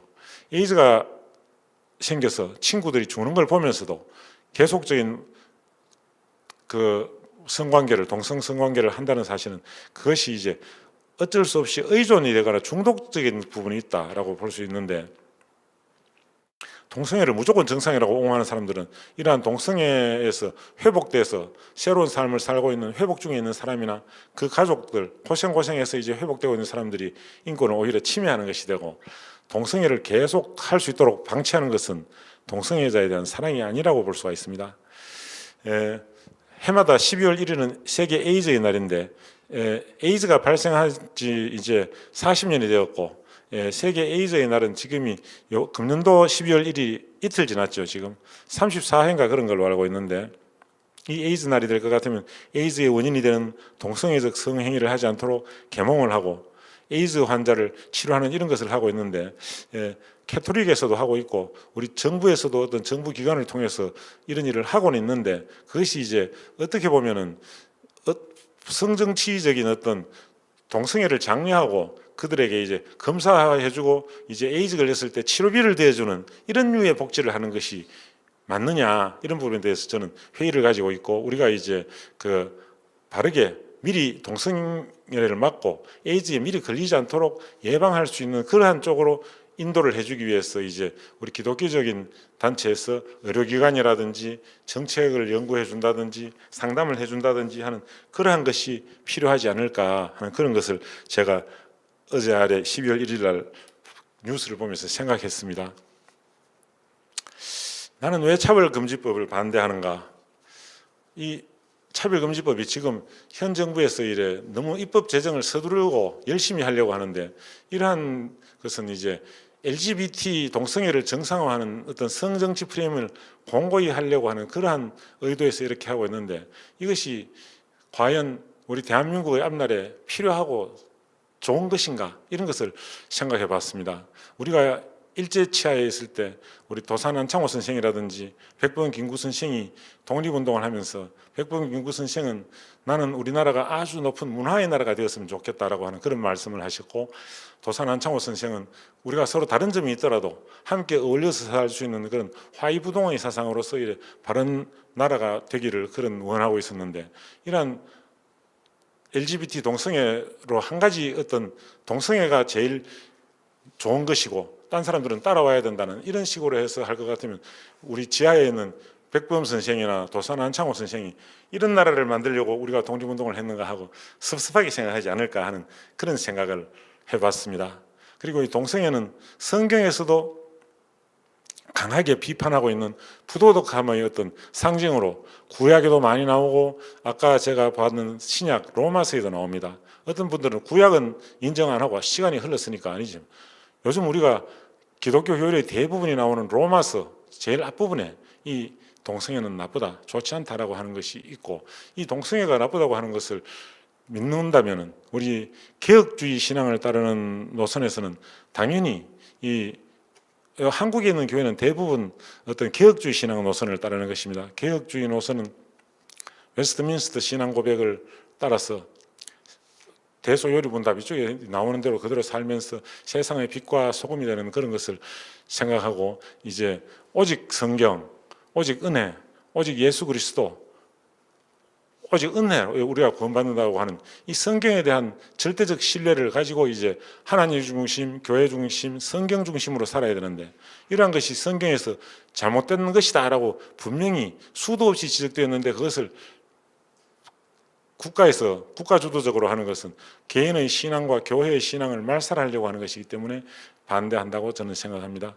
그리고 우리의 각자가 가지고 있는 자유, 동성애는 나쁜 거야. 우리 자녀들 보고 그렇게 하지 말아라. 자녀들의 친구가 집에 놀러오면 너희들도 그런 건 하지 않는 것이 좋아. 이런 이야기를 할 때 그러한 말할 수 있는 자유를 막아버리고 우리가 양심에서 이렇게 이 아이가 혹시라도 친구 중에 그런 아이가 한 명 있어서 그쪽으로 가면 나이가 젊은 나이에 죽게 되는데 그러지 말아라 하고 양심에 따른 충고를 해준다든지 우리 기독교적인 신앙에 따라서 이야기를 해주거나 학문적으로 에이즈에 걸리면 죽는다. 그리고 그 외에도 동성애 성병이 얼마나 많은데 그 성병들이 얼마나 괴로운지 더럽고 지저분한 그런 병들이 너무 많다. 그런데 그런 학문적 진실을 표현하지 못하도록 하는 전체주의 독재로 가는 것이기 되기 때문에 그것을 반대하는 것입니다. 그리고 이제 무엇보다도 이제 동성애가 다른 병들은 그래도 나을 수가 좀 있거나 아니면 뭐 그냥 가게 되는데 에이즈가 제일 높은데 이 에이즈가 90% 이상 뭐 높게 보는 사람은 99%까지 거의 남성 동성 성관계로 전파되기 때문에 이 에이즈와 동성 성관계를 경고하지 않을 수가 없습니다. 지금 전 세계적인 추세를 볼 것 같으면 지난 한 20년 동안에 1997년도에 300만 정도 되던 동성애로 인한 에이즈 환자가 2010년에는 2100만으로 210만으로 줄었다가 2020년에서는 150만 명으로 그러니까 97년도에 비해서 50%로 줄고 감소하고 있는데 우리나라는 그런 동일 기간 동안에 750% 이상 증가하는 추세고 특히 10대 후반과 20대 30대가 가파른 증가 추세를 해마다 계속 쭉 올라가고 있는 그런 것을 보여주고 있습니다. 아직까지 에이즈에 대해서는 완전한 백신이 있는 것도 아니고 이 약을 먹으면 에이즈가 완치됩니다라고 하는 것이 아니고 병세를 억압해서 유지시켜주는 정도밖에 안 되는 것입니다.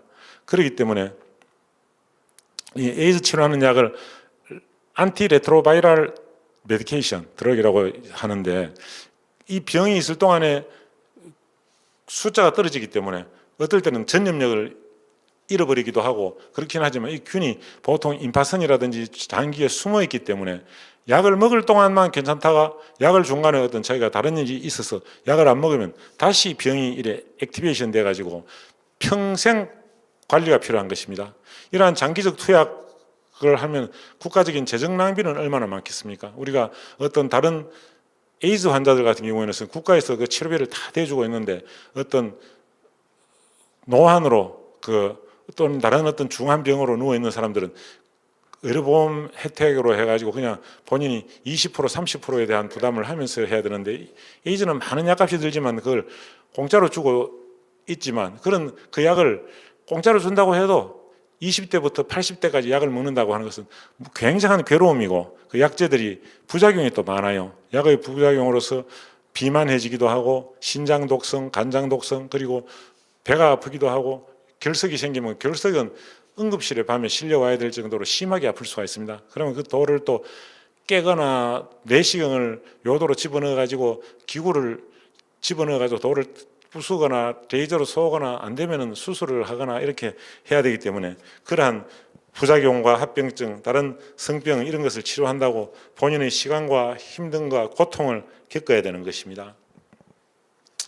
이렇게 에이즈가 만약에 되면 우리 후세대가 외국에서의 사례와는 다르게 외국에서는 조금 이 안티레트로바이럴 메디케이션을 꾸준히 하면은 좀 초기 진단이 되기 때문에 조금 더 우리보다 오래 사는 데 비해서 우리나라에서는 이 진단이 늦게 되기 때문에 실제 진단 후에 한 6, 7년 정도 생존하고 나서 일찍 죽게 돼 가지고 평균 40세에서 59세, 평균적으로는 57세 정도에서 사망하는 걸로 돼 있고, 그건 이제 우리 국민 전체의 수명이 75세에서 89세, 암 환자들도 평균 70에서 84세에 사망하고, 조금 심한 간담도 췌장암은 50에서 84세에 사망하는데, 이러한 암보다도 사망률이 훨씬 높고 일찍 죽는다라고 하는 것이 나와 있고, 그래도 이게 그 안티레트로바이럴 메디케이션이라고 하는 걸 먹고 나서 과거에 95년도에서는 33세 때 사망하던 것이 요새는 한 58세로 늘어났으니까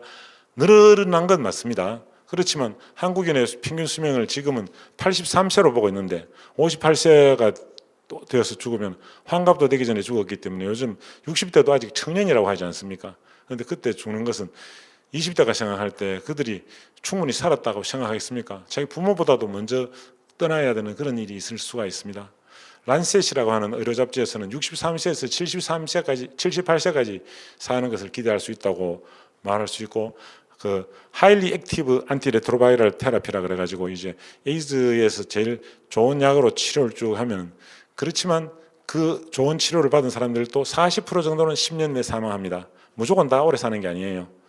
치료를 안 한 환자들은 환자의 52%는 2년 안에 죽고 82%는 6년 내 사망합니다. 그러니까 에이즈 요새는 만성적인 질환으로서 같이 가면 돼 이렇게 하는 것은 그 사람의 환자의 고통과 치료받는 사람들의 괴로움, 시간 빼앗기고 고통을 겪고 이런 것을 배려하지 않은 그런 잘못된 정보를 주는 것이죠, 환자에게. 신규 감염은 계속 증가되는데 이제 더 이상 감염되지 않도록 하려면은 이제 동성애 자체를 막아야 그것이 소위 무너진 뚝이 막히는 것이 되는 것입니다.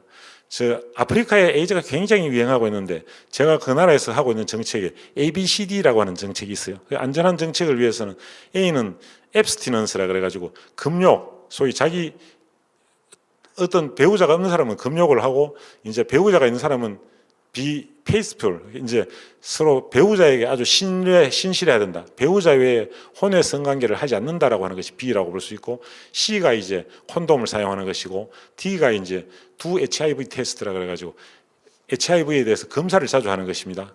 그런데 우리나라에서는 자기 자신이 이제 금욕하는 것은 성은 즐겨라, 성은 즐기라고 있는 거야. 자유롭게 하고 싶은 일을 하고 살아야지 왜 그렇게 해. 그리고 성이라고 하는 것은 자기 결정권이 있는데, 성관계 하고 싶으면은 그 결혼한 사람하고도 하고 결혼 안 한 사람과도 하고 자기 마음에 끌려 있으면 그 순간의 사랑을 따라 가지고 성적 자기 결정권을 따라서 사랑하면서 살자, 전쟁은 하지 말자, 이런 류의 어떤 자유주의적인 생각을 가지고 하고, 콘돔을 사용하는데 콘돔도 사실은 귀찮아서 남성 동성애자들은 사용하지 않는 사람들이 훨씬 많은데, 사용을 해도 한 20 내지 40%에서는 여러 가지 성병에 걸리는 그런 것으로 나타나 있고, 또 우리나라에서는 이제 정기 검진 같은 것도 의심되는 사람들이 초기에 하질 않고 그냥 민기적거리는 경우가 많아요. 여성들 같은 경우에는 그래도 출산을 하거나 임신 테스트를 할 때 병원에 가면은 다른 성병에 대한 검사를 기본으로 하니까 할 수 있지만, 남자들 같은 경우는 자기가 헌혈하거나 이런 경우 아니면은 할 기회가 없다라고 봐야 되는 것입니다. 차별금지법의 문제점은 동성애를 윤리적 문제가 없는 정상이라고 법적으로 인정해버리게 되는데, 이 법적으로 인정해버리면 이것이 이제 헌법 위에 올라가서 한국 사회에 있는 모든 법이 동성애를 정상으로 인정하고 권장하는 이런 쪽으로 가야 되는데, 동성애를 국민들이 조사해 보면은 정부에서 해놓은 조사와는 달리 국민의 약 80%가 반대하고 있는 동성애를 윤리적 문제가 없는 정상이라고 법적으로 인정하는 것은 큰일입니다. 그래서 동성애를 정상이라고 법적으로 인정하면 생기는 문제점은 동성애가 정상이 아니다라고 보는 개인의 윤리관은 무시되고, 동성애가 정상이 아니다라고 말하는 그런 표현의 자유가 없어지게 되고, 동성애 차별금지법이 통과되면 동성애를 비윤리적이라고 인식하는 그런 사람들의 입을 막고, 동성애를 정상이라고 인식할 때까지 계속해서 처벌하고 그 생각을 고쳐보겠다는 그런 무서운 그런 생각이 숨어 있는 것이죠. 그리고 초중고등학교의 학생들이 동성애를 정상이라고 배우게 될 것 같으면 우리의 자녀 손자들이 학교에서 동성애를 배우고, 또 그 속에서 결국은 친구들을 따라서 또 아이들은 동년배 집단을 따라가는 그런 심리적 경향이 강합니다. 그래서 한 명이 동성애자가 발생하면 그 아이와 친한 우정을 가지고 있는 아이들이 동성애자가 될 확률이 높아지게 되는 것입니다. 그리고 동성애를 비윤리적이라고 인식하는 자유와 권리를 제한해서, 어떤 예를 들어 외국의 경우 같으면 뭐 빵집에서라든지 교회에서 목사님이 주례를 안 해줬다든지 했을 때 다수의 억울한 범법자를 만들어내게 되고, 또 동성애자들을 치료하기 위해서 상담을 하거나 치료하는 그런 행동을 할 수 없게 되는 것입니다. 동성애 차별금지법이 만들어지면 이성 간의 결혼율이 감소하고 저출산 문제가 더 심화되고 에이즈가 확산되기는 이런 사회병리 현상이 심해지기 때문에, 저출산 고령화 때문에 안 그래도 우리나라가 앞으로 30년, 40년이 지나면 대한민국이 존재하겠냐 하고 걱정하는 분들이 많이 있는데, 모든 사람이, 어떤 사람들이 나와 동성애 하자, 이런 사람이 노소를 막론하고 동성애 유혹에 시달리면서 거기에 대해서 성질 내다가 또 사오게 되고 하는 이런 것이 생기고, 동성 간의 성폭력도 증가하게 되고, 젊은 사람들이 동성 내 성폭력을 당하고 나면 거기에 대해서 보복하려는 마음이 생겨서 다른 폭력을 그 사람에게 행사하는 것이 아니고 또 다른 곳에서 행사하는 경우도 있고, 에이즈 약 같은 것을 평생 복용하는 그런 괴로움을 겪기도 해야 되는 것입니다. 동성애 차별금지법을 통과시키면 이것은 결국 동성결혼을 합법화시키게 돼서, 동성결혼을 반대하는 이유는 결혼제도의 가치와 근본을 무너뜨리기 때문에 나중에는 근친 간의 결혼이라든지 일부다 처제라든지 일처다부제라든지 뭐 어떤 그룹 결혼이라든지 온갖 형태의 잘못된 어떤 세기말적인 그런, 로마가 망하고 어떤 세계의 어떤 문명이 멸망할 때는 성도덕의 타락이 있지 않습니까? 그런 일이 생길 것이고, 동성애자에게 입양된 아이들은 자기들이 또 그냥 자기들끼리만 살면 되는데, 아이는 또 입양을 해가지고 입양된 아이는 부모가 했는 것을 이래 따라하게 되기 때문에 동성애자가 될 확률이 많아지고 그런 일이 생기게 되는 것입니다. 서구는 동성애자를 한때 차별하거나 생체 실험을 하거나 하는 그런 역사가 있지만, 우리나라에서는 동성애자들을 그렇게 천대하거나 박대하거나 차별한 적이 역사를 통해서 한 번도 없습니다. 그리고 우리가 평상시에도 동성애자들은 표시도 나지 않고, 제가 진료실에서 볼 것 같으면 그들이 외견상의 성행위는 정상이고, 오히려 동성애자들도 잘생긴 인물들도 많고 어떤 성기 발달이나 이런 것도 정상적으로 잘 되어 있는데, 그런 사람들이 오히려 어떤 젊음을 즐긴다고 할까요? 낭비한다고 할까요? 그렇게 하면서 그렇게 되는 그런 것을 장려해야 될 이유가 전혀 없고, 이 과거에 이제 우리나라가 이제 독립을 하고 나서 경제 발전을 이루고 민주화를 통해서 또 세계에서도 우리나라가 모범적인 나라가 되고, 거기다가 정보화 강국으로서 어젠가에는 신문을 보니까 한국이 세계 8위의 선진국이 되었다라고 나와 있습니다. 그런데 이제 우리나라가 그런 과거에 이제 어떤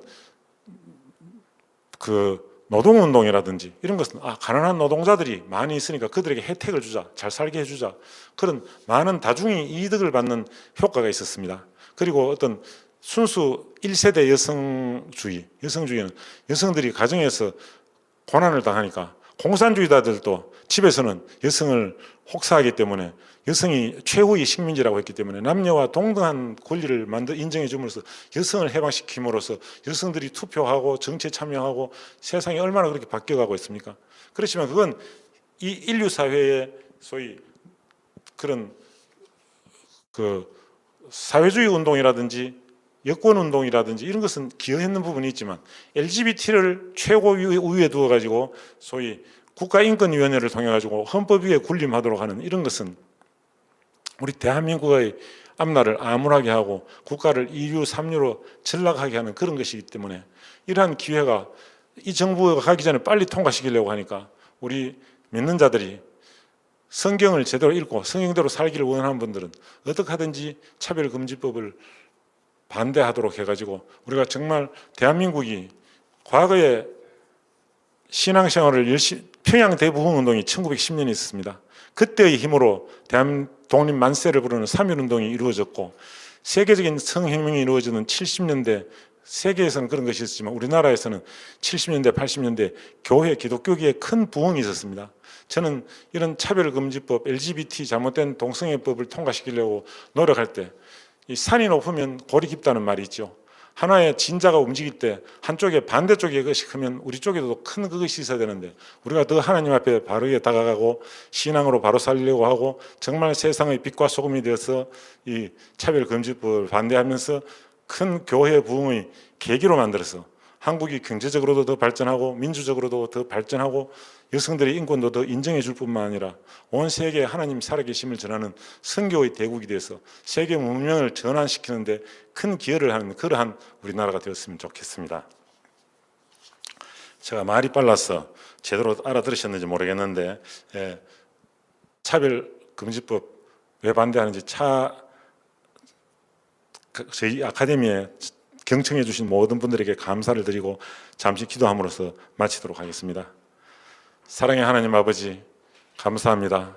하나님께서 우리 인간을 창조하여 주시고 우리를 부모님을 통하여 재생산을 할 수 있도록 그렇게 인도하여 주신 하나님, 그렇지만 저희들이 이 LGBT 차별금지법을 통하여 세상을 더 좋은 세상을 만드는 것이 아니라 더 나쁜 세상을 만들면서 신앙의 자유와 가족의 행복을 깨려고 하고 있습니다.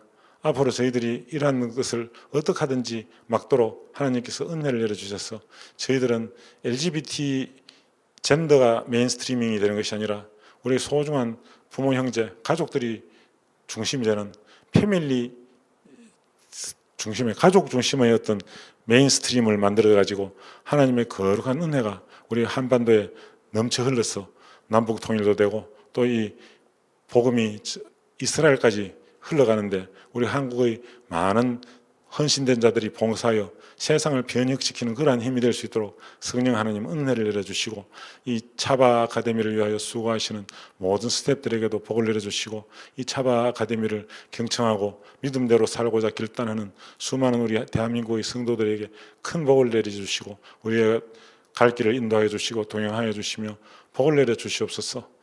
감사하신 예수 그리스도 이름 받들어 기도드렸습니다. 아멘.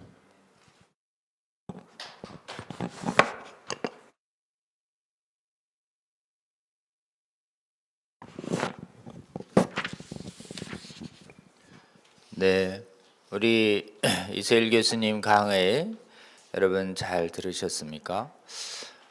성과학연구협회 창립 때부터 이렇게 참여하셔서 우리 차별금지법 그리고 또 성혁명 사상에 맞서서 오래 이렇게 헌신해 오시고 활동해 오셨기 때문에 의료적인 전문 지식과 함께 또 차별금지법을 정당화하는 저들의 주장이 무엇이 잘못됐는지 그리고 차별금지법이 어떠한 폐해를 우리에게 가져오는지 그리고 또 우리 장로님으로서 이것을 막아서고자 하는 것에 대한 우리 한국교회와 국가의 세계사적인 사명에 대해서도 아주 알기 쉽게 정해진 시간, 제한된 시간이지만 굉장히 많은 내용을 저희들에게 아주 잘 전달을 해 주셨습니다.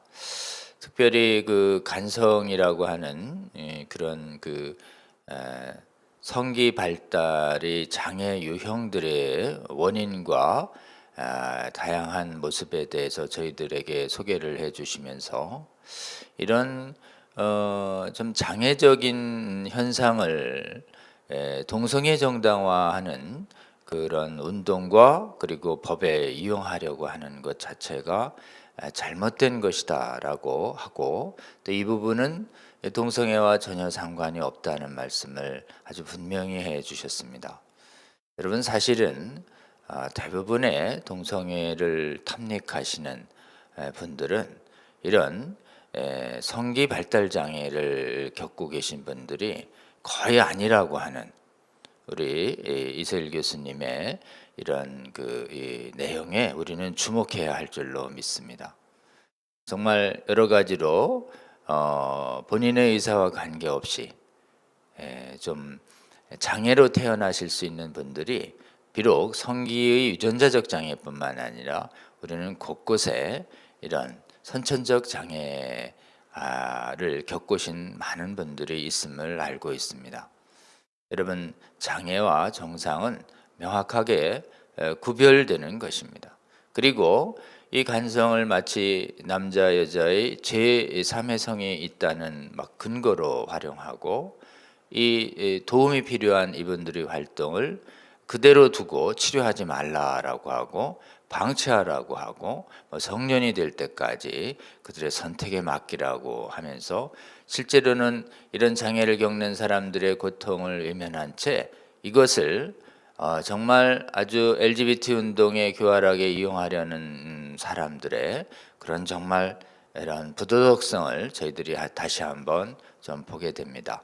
우리 이세일 교수님 강의를 통해서 우리 간성이 유전적 기형 그리고 발달 유의 기형의 하나고, 의료적인 처치와 여러 가지 보살핌이 필요한 그런 장애 유형이지, 이들이 정상적인 성의 하나로 인정해서 치료를 방치하거나 여러 가지 또 지금 이런 아무런 장애가 없는 사람들이 성적 쾌락을 위해서 이용하려고 하는 이 LGBT 독재 운동의 이 장애 현상이 이용당해서는 안 된다라고 하는 이런 관점을 여러분 잘 주목해 주시면 좋겠습니다. 그 이외에도 타고나는 것이냐, 그리고 동성애에 대한 여러 가지 사회적 의료적인 폐해들에 대해서도 아주 잘 정리해 주셨는데요.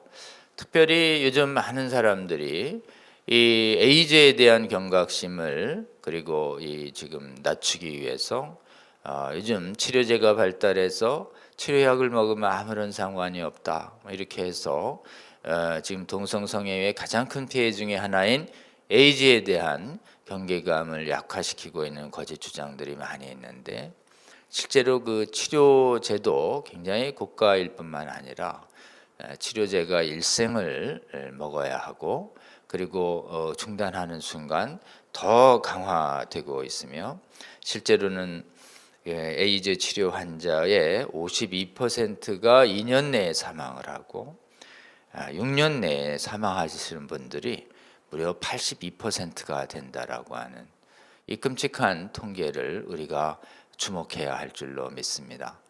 그러니까 절대적인 수명이 지금 정상의 병보다 현저히 약화되는 이런 현상들을 보면서 이 동성성애이야말로 죽음을 재촉하는 무서운 악행이라고 하는 것을 우리가 직시해야 할 줄로 믿습니다. 또 하나, 이 차별금지법의 가장 큰 폐해가 우리가 도와주려고 해도 동성애를 중단하고 탈출하려고 하고 성전환의 폐해로부터 돌아서려고 하는 이런 부분에 관한 의료적인 진료조차도 의료적 진료 행위 자체를 차별로 보는 참으로 무서운 논리를 가지고 있습니다. 이 진료가 필요하다라고 하는 것은 그것이 정말 의료적 도움이 필요하다라고 하는 비정상임을 전제로 하는 것입니다. 그런데 이 비정상이라고 평가받는 것 자체가 기분 나쁘니까 이것을 정말 폐해를 느끼고 돌아서려고 하는 사람들이 의사를 찾아가서 나 좀 도와달라고 하는 이 행위 자체를 돕는 것을 의사로 하여금 법 위반으로 몰아서 지금 법적인 책임을 추궁하는 것이 차별금지법의 의료 피해 중에 가장 큰 피해 중에 하나입니다. 의사로 하여금 치료하면 범법으로 몰아서 지금 처벌한다. 그리고 그것이 지금 치료를 원하는 사람들의 인권은 뒷전이고 이 동성애와 성전환을 비정상으로 얘기하는 것에 정신적으로 심리적으로 기분 나쁘고 고통받는다는 이유로 탈출하려고 하는 사람들의 그런 정말 생명권과 건강권을 방치하라고 하는 이런 정말 비상식적이고 몰인격적이고 반인도적인 법률이 의료적인 측면에서 이 서구 사회를 미혹시켜서 서구에 버젓이 실행되고 있고 이 차별금지법이 실행된 국가들마다 탈동성애와 탈성전환 치료가 의료적으로 금지된다는 이 끔찍한 현실을 우리가 보면서 이렇게 생명을 구하는 일을 육체적 생명을 구하는 일도 막아서고자 하는 법으로 금지한다라고 하는 이러한 악법이 인류의 문명사에 있기 어렵습니다. 정말 이러한 악법이 뭐에 홀렸는지 서구 선진국에서 이미 제정되고 이것이 문명인양 선전하고 있다는 것 자체가 참으로 위험하고 한심스러운 일이 아닐 수 없습니다. 깨어난 대한민국에서는 이렇게 동성애자와 성전환자를 돕지 못하도록 하는 이 악법 제정되지 않도록 하는데 우리가 무엇보다도 앞장서야 할 것이고 이렇게 육체적인 생명을 구하지도 못할 뿐만 아니라 영적으로도 그리고 지적으로도 동성성애와 그리고 성전환 행위가 가지고 있는 하나님을 대적하는 죄로부터 돌이켜야 되는 이런 부분에 있어서 거룩한 삶으로 부르신 그래서 영생으로 얻게 하시려고 하는 우리 하나님의 뜻 앞에서 이 차별금지법은 동성애와 차별 성전환에 대해서 하나님의 진리의 말씀을 전하지도 가르치지도 못하게 하는 거의 또 지키지도 못하게 하는 이런 악법이어서 수많은 성도들을 영적으로 구원되지 못하게 하고 구원을 상실하게 만들어서 진짜 죽음으로 이끄는 정말 무서운 악법이 아닐 수가 없습니다. 그러한 관점을 우리 이세일 교수님이 아주 조목조목 분야별로 우리에게 알기 쉽게 자세히 잘 설명을 해 주셨습니다. 여러분 이세일 교수님의 강의 다시 한번 들어주시고 또 알지 못하는 분들에게 적극 시청을 권면해 주셔서 이 차별금지법의 해악을 분명히 알고 이 법을 막아서는 활동이 얼마나 우리에게 주어진 귀한 빛과 소금의 사명인지 깨닫고 여러분 이 사명 앞에서 그리스도의 정말 좋은 군사로서 물러나지 않고 지금 이 법 막아서는 거룩한 전쟁에 적극 동참해 주셔서 우리가 정말 소중하게 지키려고 하는 하나님이 귀하게 우리에게 허락하신 우리의 가정들, 우리의 사회들 잘 지켜내는 저와 여러분 될 수 있기를 주님의 이름으로 권면드리고 싶습니다. 몇 가지 광고사항 드리고 오늘의 일정을 마치고자 합니다. 첫 번째 광고사항은 현대 성윤리문화교육원에서 이제 기본 과정에서는 2기 수강생을 모집하고 또 심화 과정에서는 1기 수강생을 모집을 광고가 지금 모집 과정에 있다는 말씀 여러분에게 드리고 싶습니다. 수차례 저희 차바에서 광고를 드렸는데요. 우리 지금 미래의 목회자님들 그리고 교회 안에서 여러 가지 가르치시는 사역을 종사하시는 분들 장로 권사님들, 주일학교 교사분들 우리에게 무엇보다도 이 과정 이렇게 꼭 수강하기를 권면을 드립니다. 지금 이 현대 성윤리문화교육원은 이런 젠더 교육과 동성애 차별금지법 문제에 관해서 체계적인 전문 지식을 지금 신학교 과정에서 배우지 못하고 이렇게 졸업하신 이미 실무에 종사하시는 수많은 목회자님들이 계십니다. 그리고 많은 공교육 과정과 또 신학교육 과정에는 이런 오히려 젠더 이데올로기와 이 성적 지향이라든지 젠더 정체성 차별 금지를 정당화하는 거짓 사상들이 많이 가르쳐지고 있습니다. 국내에도 그렇고 국외에는 더합니다. 이런 상황에서 올바른 복음적인 성윤리에 관해서 학습의 기회를 갖지 못한 젊은 목회자분들이 시대장소의 시대사주에 잘못된 시대사주에 미혹될 가능성이 있기 때문에 그분들이 복음 위에 굳게 서서 미혹당하지 않는 분별력 가지고 우리 성도들과 그리고 우리 이 교회의 교육 대상들에게 정말 잘못된 진리를 전하는 우를 범하지 않도록 돕는 사역을 우리가 해야 할 줄로 믿습니다. 이러한 그런 그 올바른 복음적 성윤리를 학습할 수 있는 기관으로 현대 성윤리 문화교육원 창립돼서 활동을 시작했는데요. 원장님이 우리 이상원 교수님이시고 그리고 수많은 그 교수님들이 우리 차바나 또는 신학교에서 우리 복음적인 성윤리를 전문적으로 각 분야별로 가르치시는 분들로 교수진이 구성되어 있습니다. 12월 내내 11월 22일부터 시작해서 2기하고 기본과정 2기 그리고 심화과정 1기를 모집 중인데요. 여러분 이 광고사항 우리 차바 커뮤니티 채널에 올려놓도록 하겠습니다. 꼭 보시고 여러분 주위에 또 여러분 자신이 감동되시는 대로 이 수강생 수강과정 꼭 거쳐서서 한국에서 굉장히 많은 젊은 목회자님들이 이런 올바른 복음적인 성윤리 수강 활동이 활발하게 활성화돼서 한국교회가 정말 깨어날 수 있도록 여러분 정말 깨어나는데 앞장서서 지도자 역할, 교사 역할을 할 수 있도록 여러분 이 현대 성윤리 문화교육원의 수강 과정 위에서 기도해 주시고 많은 분들이 수강해서 복음의 진리로 잘 무장하고 한국교회를 깨워내고 해외교회를 섬기는 귀한 사명을 감당하는 지도자들 될 수 있도록 여러분 이 과정 위에서 기도해 주시고 필요한 분들 동참해 주시고 권면해 주시기를 부탁드립니다. 다음이요.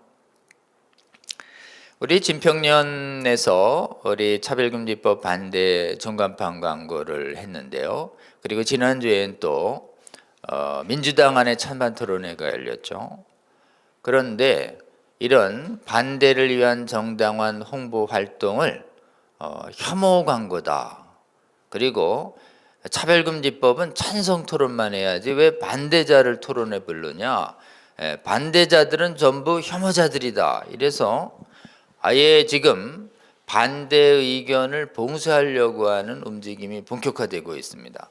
그래서 저들이 지금 반대 토론 자체를 열지 마라 민주당 오직 찬성 토론만 하라는 요구를 계속하고 있으면서 주요 언론을 통해서 반대자들을 혐오자로 모는 언론 보도 기사들을 양산해내고 있고 그리고 저희가 전광판을 통해서 이렇게 광고하자 이 구청을 통해서 광고업체를 압박을 해서 이 모든 전광판 광고를 혐오 발언으로 혐오 광고로 해서 내리도록 하는 활동이 본격화되고 있습니다. 여러분 찬반 토론이 불가능해지는 이 논리가 뭐냐면 차별금지법의 혐오 표현 규제론입니다. 이것이 가장 심각한 독소 조항입니다. 여러분 찬반 토론이 열릴 수가 없습니다. 그래서 이 차별금지법 제정이 하려는 사람들이 반대 토론 자체를 하지 마라. 오직 찬성만 해라.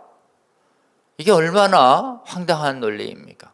자유민주주의 국가에서 차별금지법에 대해서 동성애 성전환 행위에 대해서 찬성할 수도 있고 반대할 수도 있는 자유로운 자신의 신앙과 양심에 기한 이성에 기한 가치관을 가질 수 있고 이 가치관은 자유롭게 표현돼야 되는데 이런 가치관 표현의 자유를 혐오 표현 논리라는 이유로 해서 하지 마라. 부정관념 표시하지 마라. 오직 나라와 법은 찬성만 법으로 강제하라 라고 하는 이런 정말 자유민주주의의 핵심인 사상의 자유시장 이론을 붕괴시키고 그리고 신앙과 양심의 자유를 본질을 박탈하는 이 독재적 논리가 지금 버젓이 대한민국에서 벌어지고 있는 것입니다.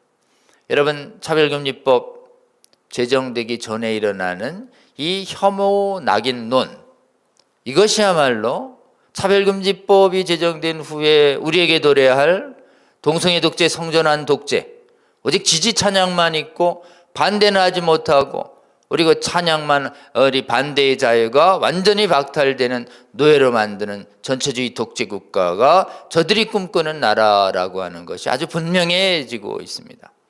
여러분, 이런 혐오 표현 딱지 붙이는 논쟁에 위축되지 말고 찬반의 자유 보장하라. 우리의 신앙과 양심의 자유를 당당히 말할 이 자유, 그리고 동성성행위와 성전환 행위에 대해서 위험성과 그 윤리적인 문제를, 부정적인 관념을 정당하게 혐오할 우리의 권리를 뺏기지 않는 활동, 우리 나서야 할 줄로 믿습니다.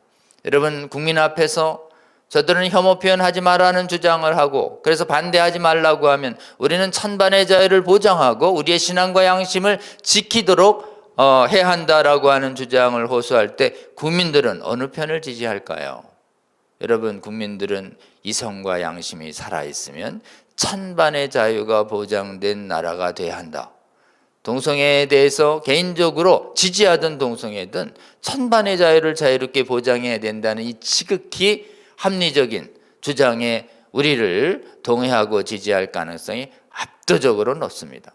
여러분, 차별금지법과 그리고 성혁명 사상의 가장 큰 폐해는 그 심각한 전체주의적 독재성에 있음을 알고 우리의 신앙과 양심의 자유를 막 공포로, 여론 조작으로, 거짓말로 뺏으려고 하는 이런 차별금지법 제정운동에 맞서서 우리의 진리를 전할 자유를 수호하는 이 차별금지법 막아서는 운동, 여러분, 주님의 명령 따라 우리가 적극적으로 임해서 우리의 소중한 자유를 뺏기지 않고 우리 자녀 세대와 우리 손자 세대들이 동성애와 성전환을 그만한 하나님 말씀 계속 듣고 분별력 가지고 우리에게 주어질 영생을 뺏기지 않을 수 있도록 여러분, 이 전쟁 여러분 위해서, 승리를 위해서 기도해 주시고, 여러분이 있는 현장에서 댓글로, 그리고 또 시위로, 그리고 여러 가지 활동을 통해서 차별금지법 막아서는 활동 통해서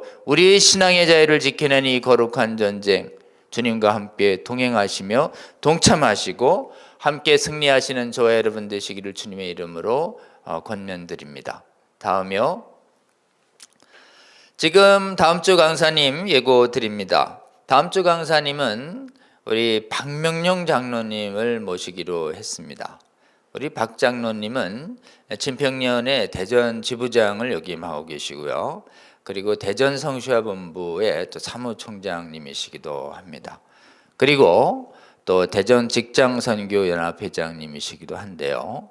특별히 차별금지법과 관련해서는 차별금지법의 민주당의 발의를 이상민 의원이 발의하자고 하자 본격적으로 발의한다는 내용이 언론에 나온 때로부터 지금까지 계속해서 이상민 의원의 있는 지역구에서 차별금지법을 철회하고 차별금지법의 폐해를 알리는 이런 활동을 유성구에서 지금까지 계속 해오시고 계신 분입니다. 그래서 최근에 무려 이 시위를 정말 이렇게 며칠 동안 계속했냐면 가장 최근까지 가장 지난주엔가 무려 400일을 연속해서 그치지 않고 이 활동 주도해 오신 분입니다. 여러분, 정말 하나님 나라에 대한 열정과 그리고 믿음과 인내 끈기로 차별금지법을 막는 그런 현장 캠페인을 계속해 오신 분이어서 우리 박명룡 장로님의 이 현장 헌신 활동 우리 전국의 차바 성도님들께 소개해드리고 또 우리가 각 지역을 지켜내기 위해서 무엇을 해야 할지 우리가 함께 또 도전받고 또 그 과정에서 함께 하신 하나님의 은혜도 우리가 함께 듣기를 원합니다.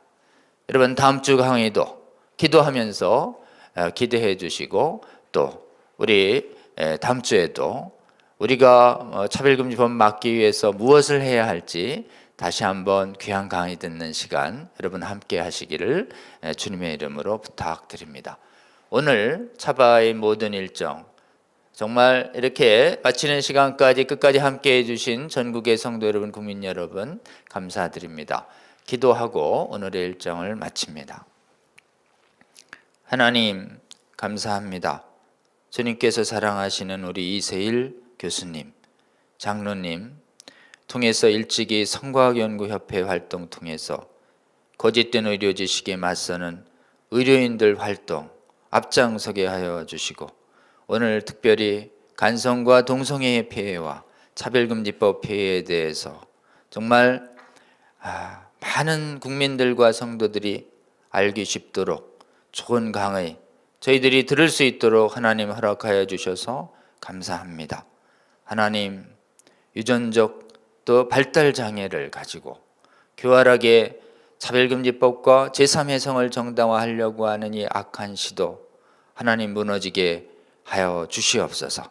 그리고 하나님, 동성애에 따르는 그 치명적인 피해들과 차별금지법이 얼마나 우리의 생명을 구할 수 있는 권리를 막아서는지에 대한 그 해학도 우리 이세일 교수님 강의를 통해서 다시 한번 전국의 성도들과 국민들이 분명히 깨닫고 이 차별금지법 악법 막아서는 활동에 하나님 동참할 수 있도록 이 강의를 귀하게 사용하여 주시옵소서. 하나님, 또 우리 성과학연구협회 활동에 기름 부어주시고 이 강의를 통해서 주님의 몸된 교회 안에 있는 수많은 전문인들 자신들의 이 전문 영역에서 잘못된 거짓이 난무하는 것, 복음의 진리를 듣고 막아서는 귀한 그리스도의 군사된 활동 할 수 있도록 하나님 권면하여 주시고 또 도전하여 주시옵소서. 그리고 이 강의를 통해서 하나님 수많은 주님의 몸된 복음적인 의사들과 전문인들 더 활발히 깨어나게 하여 주셔서 차별금지법과 같은 악한 법이 인간의 생명과 건강을 얼마나 훼손되는지 대한민국의 성도들과 국민들은 분명히 깨달아 차별금지법의 겉모습에 미혹되지 않는 건강한 분별력 무장하는데 한국의 교회 안에 있는 복음적인 의료인들 하나님 귀하게 활용하여 주시옵소서.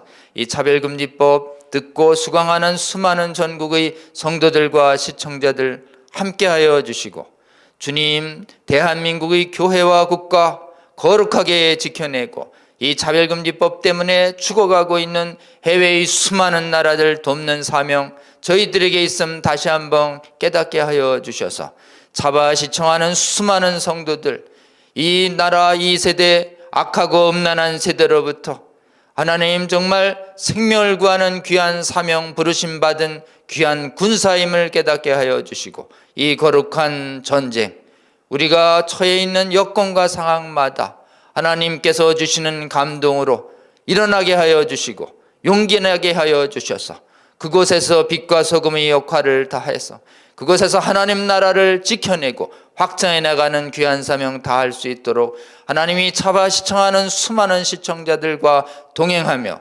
하늘의 크신 신령한 기쁨과 은혜와 평강으로 채워주시고 주님의 놀라운 능력으로 저희와 함께 하셔서 주님과 주님께서 승리하시는 그 놀라운 영광 저희들 보게 하여 주시옵소서. 오늘의 모든 일정 함께 해주신 주님 감사드립니다. 이 모든 간구 우리 주님 예수 그리스도 이름으로 기도드립니다. 아멘. 여러분 끝까지 함께 해주셔서 감사합니다. 또 다음 주에 뵙겠습니다. 고맙습니다.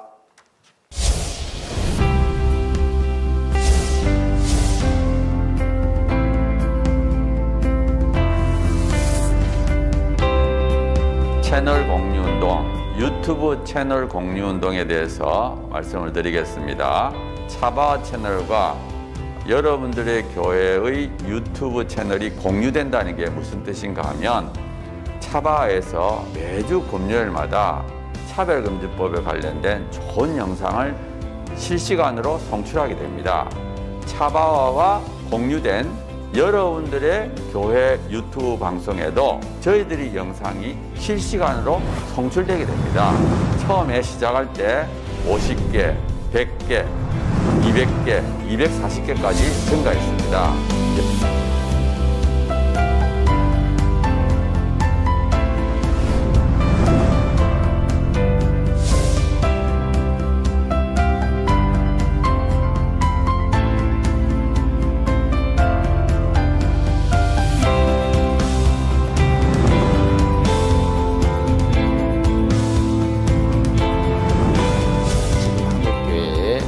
수가 6만여 개 되고 유튜브 채널을 10,000개라고 보면 그 10,000개 중에 10% 1,000개가 되면 이 1,000개 채널이 나머지 10,000개에 영향을 10,000개 채널이 10,000개 교회가 나머지 6만 교회에 영향을 미칠 수 있다. 저는 그렇게 생각합니다.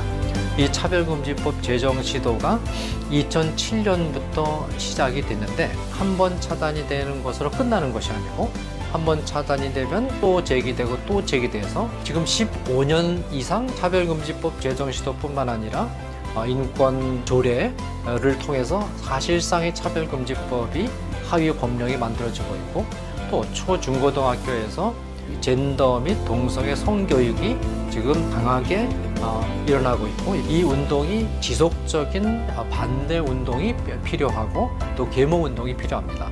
여러분 섬기시는 교회 담임 목사님 은혜로운 설교를 들으셨다면 적어도 주 1회는 지금 전 세계에 가장 위협이 되고 있는 동성애 성혁명 주장들 그리고 우리 미래 세대를 음란으로 미혹시키고 거짓으로 미혹시키고 있는 이 성혁명 사상들 차별금지법 이 문제가 우리나라에서 반드시 막아내고 복음적 성인례를 반드시 지켜내는 이런 사역에 우리가 실패해서는 안 되겠습니다. 차바 강의 중에서는요, 쉬운 강의도 있고요, 또 어려운 강의도 있습니다.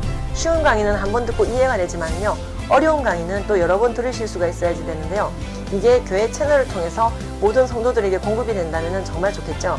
그 운동을 우리가 하고 있는 것입니다. 차바 채널 이 공유 운동 저는 우리 주님께서 저희에게 알려주신 방법이라고 생각합니다. 차별금지법을 제정을 성공적으로 막아내고 음란을 정당화하고 음란을 강요하는 각종 악법들을 막아내서 대한민국 교회와 대한민국을 지키는데 아주 귀하게 사용하실 거라고 생각합니다. 여러분, 이 거룩한 도로 개설 운동 그리고 거룩한 성령의 검 배포 운동에 기도하시면서 지속적으로 함께 해주시기를 여러분 주위에 권면해 주십시오.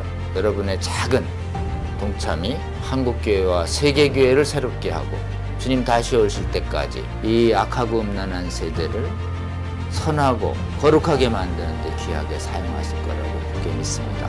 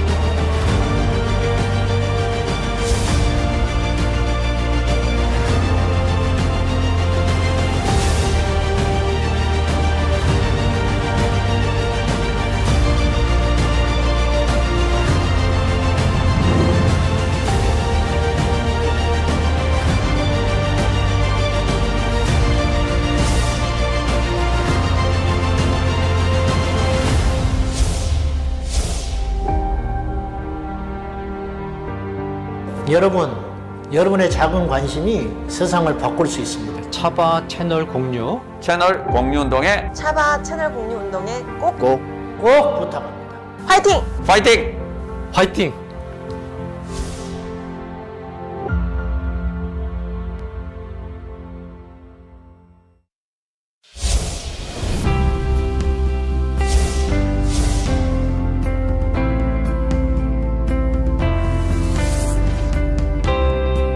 채널 공유 운동, 유튜브 채널 공유 운동에 대해서 말씀을 드리겠습니다. 차바 채널과 여러분들의 교회의 유튜브 채널이 공유된다는 게 무슨 뜻인가 하면 차바에서 매주 금요일마다 차별금지법에 관련된 좋은 영상을 실시간으로 송출하게 됩니다. 차바와 공유된 여러분들의 교회 유튜브 방송에도 저희들이 영상이 실시간으로 송출되게 됩니다. 처음에 시작할 때 50개, 100개, 200개, 240개까지 증가했습니다.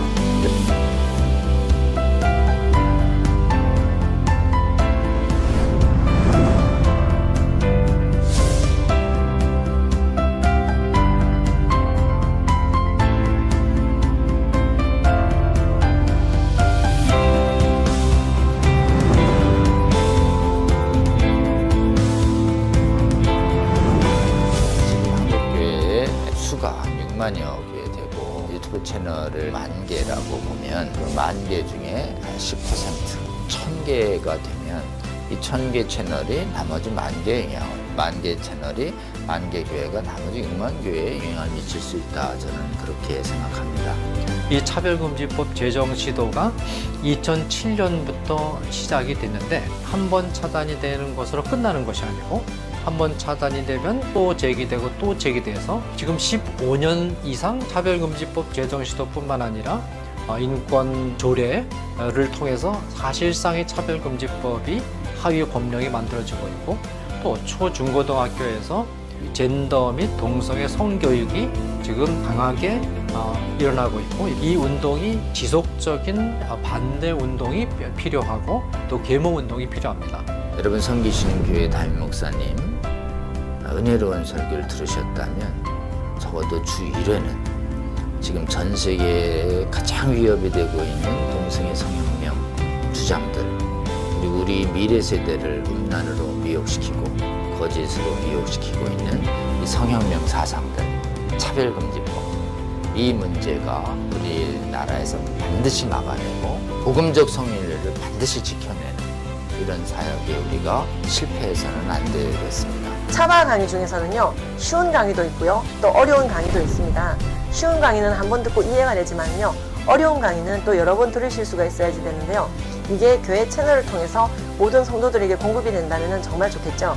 그 운동을 우리가 하고 있는 것입니다. 차바 채널 이 공유 운동 저는 우리 주님께서 저희에게 알려주신 방법이라고 생각합니다. 차별금지법을 제정을 성공적으로 막아내고 음란을 정당화하고 음란을 강요하는 각종 악법들을 막아내서 대한민국 교회와 대한민국을 지키는데 아주 귀하게 사용하실 거라고 생각합니다. 여러분, 이 거룩한 도로 개설 운동 그리고 거룩한 성령의 검 배포 운동에 기도하시면서 지속적으로 함께 해주시기를 여러분 주위에 권면해 주십시오. 여러분의 작은 동참이 한국교회와 세계교회를 새롭게 하고 주님 다시 오실 때까지 이 악하고 음란한 세대를 선하고 거룩하게 만드는 데 귀하게 사용하실 거라고 그렇게 믿습니다.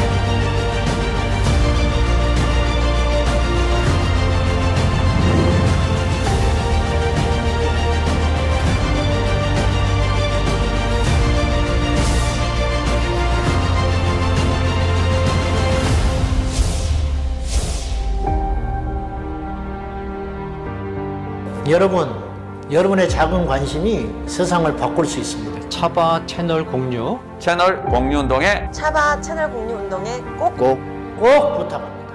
화이팅! 파이팅! 화이팅!